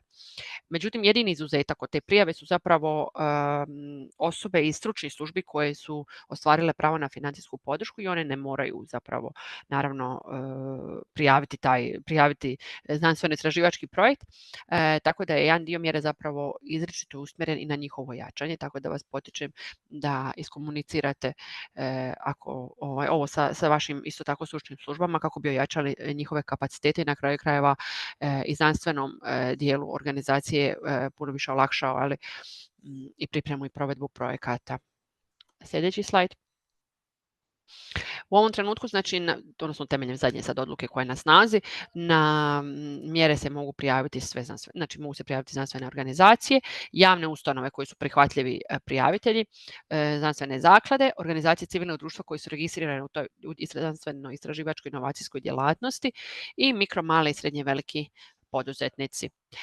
Postoje dva tipa mjera. Prva mjera je usmjerena na one koji pripremaju po prvi put zapravo, odnosno po prvi put prijavljuju određeni projektni prijedlog. Nije nužno da prvi put uopće prijavljate projektni prijedlog na bilo koji od ovih programa, samo da se radi o inicijalnom projektnom prijedlogu i on je pokriven sa mjerom 1. Maksimalna podrška je do 2.500 tisuće eura za pojedinu aktivnost i generalno iznosi koje vidite su značajno uvećani u odnosu na prethodnu odluku, upravo kako bi vas više potakli zapravo na prijave, ali isto tako uskladili se sa općim porastom cijena i troškova. Mjera 2 je pak usmjerena na projektne prijave koje su već prijavljene na poziv jednog od ovih programa, znači u ovom slučaju Obzora Europa, s obzirom na webinar, i koje se pripremaju za ponovnu prijavu. I tu zapravo financijska podrška ovisi i varira od minimalno 3, a maksimalno 6.000 eura, naime ovisno o ulozi vaše organizacije u tom projektu. Tako da zapravo najviša se financijska podrška ostvaruje ukoliko ste ukoliko ste ulozi koordinatora na samom projektu. Može sljedeći slajd. Na ovom slajdu možete vidjeti što su zamišljene aktivnosti, odnosno prihvatljivi troškovi u sklopu pojedine mjere. Znači, kao što možete vidjeti, mjera 1 je stvarno usmjerena i financiraju se aktivnosti koje se odnose na nekakve nužne korake prilikom pripreme zapravo projektnog prijedloga, poput umrežavanja, sudjelovanja na nekim međunarodnim konferencijama ili radionicama.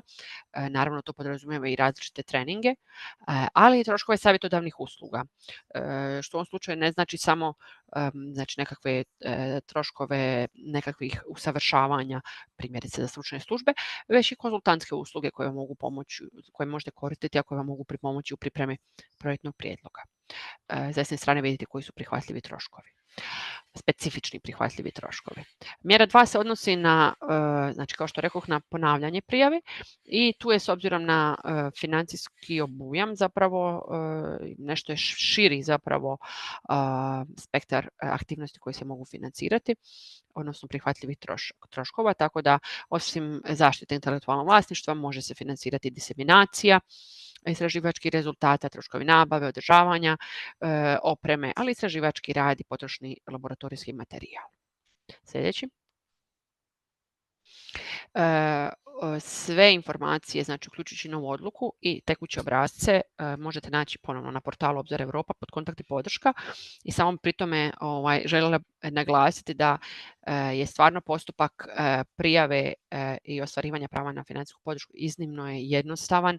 Sva komunikacija na tu temu se može odraditi znači preko e-pisarnice, znači digitalnim putem, te stvarno jako malo zapravo administrativnih nekakvih kućica mora biti popunjeno kako bi ostvarili podršku u ovom obliku temeljem ove odluke. Tako da vas sve aktivno potičem da se javite za istu. Sljedeća. I zapravo ovime smo došli do kraja. Kao što rekoh, za sve nekakve upite koje ako ne znate kome možete se obratiti u smislu nacionalnih osoba za kontakt, ali neke opće informacije, komentare, primjedbe, prijedloge, možete uvijek usmjeriti na koordinacija.obzoreuropa@mzo.hr, kolegici Doris i meni i drugim kolegama ovdje u Ministarstvu, a za sve upite vezane specifično za mjere možete nam se obratiti putem maila obzor_mjere@mzo.hr. Naravno, s obzirom da sad nam slijedi upravo slot sa pitanjima i odgovorima, ja sam tu, koliko imate sad odmah pitanja na temu mjera, slobodni ste, a ja ću vam ih pokušati odgovoriti. Eto, hvala. Hvala ti, Zorana, na prezentaciji mjera i našeg sudjelovanja u programu Obzor Europa. Evo sada je now it's time for questions and answers. We have some questions already, but I would like to ask my colleague to share the screen so we can all see them. So the first question is regarding whether we will share the presentations. Yes, so you will receive all the presentations on your email, and they will be also shared on our portal, Obzor Europa. We have also some technical issues. Okay, so the next question, perhaps also for the Commission or for our speakers who present support options. So the question is whether they are also present or already available, or in the future online or on-site meetings or brokerage events, forums that facilitate the collaboration of potential applicants for the present calls in 2024. So mainly whether there are already some brokerage events and forums where potential applicants could meet and exchange ideas and make collaborations. If you want, even I can address these, but of course with the support of Zorana, because many of these events are also organized and assistance is provided by the NCPs. When the work program was launched, we had info days. It was end of April that we organized, and the recording of the info day on Mission Ocean and Water is still available. And then together with the network of the NCPs and also Prep for Blue and other CSAs, an event to allow matchmaking in view of the setting up of the consortia was also organized. Now at European level, we do not foresee anything for this, but at national or between some member states, there could be those kind of events. And to continue on this is a perfect example of what can be applied to Croatian measures. So this is something that the ministry will give financial support to in case you need it for any kind of brokerage event of such kind in order to prepare a project proposal. Of course, this is where NCPs come in hand to give you information on the events available and the upcoming events. So I have no doubt you will be informed in a timely manner by Ivan and Tea as our main NCPs through mailing list and other communication channels. Ivan?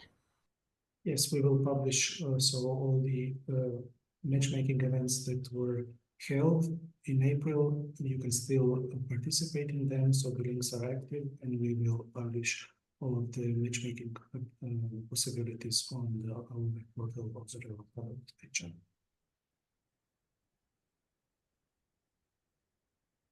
So the next question is regarding the call for the Danube Basin. Why is there only one call for the Danube Basin, perhaps in 2024, and where can we see the 2025 calls? I can take this, Ivan, if you agree. Now, why there is one call for the Danube Basin? There is one call for the Danube Basin as there is only one call for the other basins in 2024, but also in previous work program. If you look at the budget allocation in 2024, Danube Basin gets double funding compared to the other 3 sea basins, because we have foreseen a topic addressing a priority which is very important for the Danube, which is about migratory fish.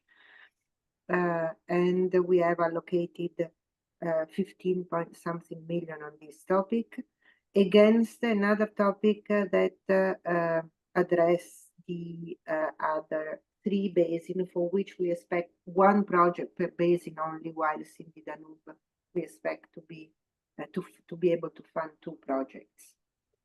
There is also the other call, which is the call which is not thematic, but which is addressing the communities, where we expect to support 1 project per basin. So 1 project for the 3 sea basin plus 1 project for the river basin covered by the mission. So probably there is have not been enough clear when I presented the topics, but as I said, there are some calls which, because of the content of the call, we want to address specifically one or the other basin, whilst other are more, let's say, open and all basins can be addressed. I also mentioned several topics, like, for example, the one on the science, citizen science, the one on the future scenarios, the CSA on building coalitions. These are not addressing one or the other specific basin, but are cross basins. So any of the basin can apply to these different calls, or even cross-basin proposal, which is even better because some of them, for example, the one on citizen science, the idea is to establish a pan-European citizen science network. So the more member states and associated countries are involved, the better it is. I hope this clarifies. As far as the work program 2025 is concerned, unfortunately, we are not in a position to discuss with external stakeholders possible priorities because we have just started our exchanges with the member states in, let's say, the formal configuration of the program committee representatives. So we are not, for the time being, in a position to share possible priorities for 2025. Thank you. Hervé has raised his hand. I just would like, you can have a brief comment since you're also a speaker, but we did not foresee this event to be a discussion on the funding of the Danube Basin project. So perhaps we can more discuss on the level of the working group, but you can now, of course, share your Okay, Ivan, thank you for this was my question. So thank you for raising this so we can have a discussion on the working group. I would gladly give my view on it. Just as a remark, Mrs. Zobi. So it is on cross basin, but what has been shown up to now that there are very few, let's say, local partners, local stakeholders that are involved in these cross-basin activities. It could be, I can give you an example. It can be that it is someone from Germany or Austria that is representing the Danube region. It is very hard to implement some activities locally. There are several topics that are of interest for the middle, lower, and Danube Delta region, but this can be communicated in, as said, in the working group within the working groups. So that's it, my side.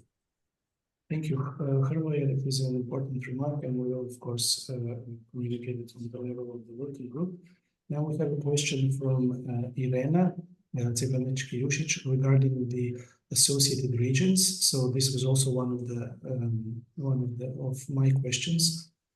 That are the calls for associated regions already launched, and where these calls can be found? So this is one question, and my question is if you can just add for our viewers who can also apply for the who is eligible to apply for the calls for associated regions.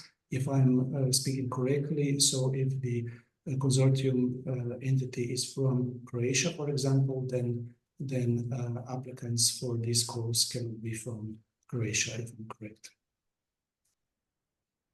So this is again for me, sorry to monopolize all the replies. On the associated regions, on my last slide, there was a list of sources of information concerning the associated regions. One is the portal of the funding portal of Horizon Europe. Another one is our mission portal that was presented earlier. And you can even send an email to the mission implementation platform, which is our tool to assist also from the Commission side, different interested parties on calls. So you can also ask them to send to help desk email for getting information and explanations on the associated regions. Now the calls, and there are also the as was mentioned in my slide, there are also the website of the different projects publicizing these calls, and also the NCPs. As I said, the call for associated regions are launched by the different projects. So there is not a specific date where all calls are launched. They are launched, I would say, a bit randomly, because these calls are launched when the project, or when some results of the different projects reach a certain maturity to become of interest for potential replication. So the call for associated region is a call that allows interested parties to develop replication plans in relation to innovative solutions, in relation to activities which are implemented by the different projects. So this is an interesting opportunity, because you can have, through the project and with the assistance of a number of partners in one or the other project, this opportunity to understand a solution, to check through a replication plan whether this solution can be replicated in your territory or in relation to specific needs. Now, who can apply? Generally, these are not projects, but actually are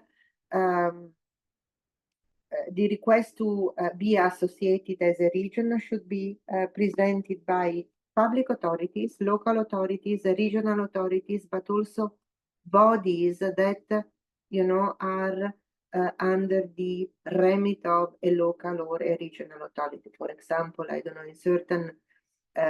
in certain member states, like my member states, like in Italy, the environmental agency are under the responsibility of regional authorities, and this is not a local authority, but it's an agency that falls under the responsibility of the region. So these are the beneficiaries. So it must be public authorities, so not authorities that will implement directly a replication plan, but that can, in developing a replication plan, can further support through different sources of funding the uptake of one or the other solution. Thank you very much. If we don't have any further questions, I would like to wrap up for today. So first, thanks, a huge thanks to all our speakers, former speakers from the Commission, Kestutis and Roberta, and to all of you for joining this webinar on the mission Ocean. I would like to emphasize again that the recording will be available of the webinar on our YouTube channel. The slides you will receive also in the follow-up email, and there we will send you also the evaluation link where you can grade us and also share your thoughts on how we can do it better in the future. So thank you very much for being here today, and I wish you a pleasant rest of the day. Thank you. Thank you. Bye-bye. Bye-bye. Bye. Bye. Bye.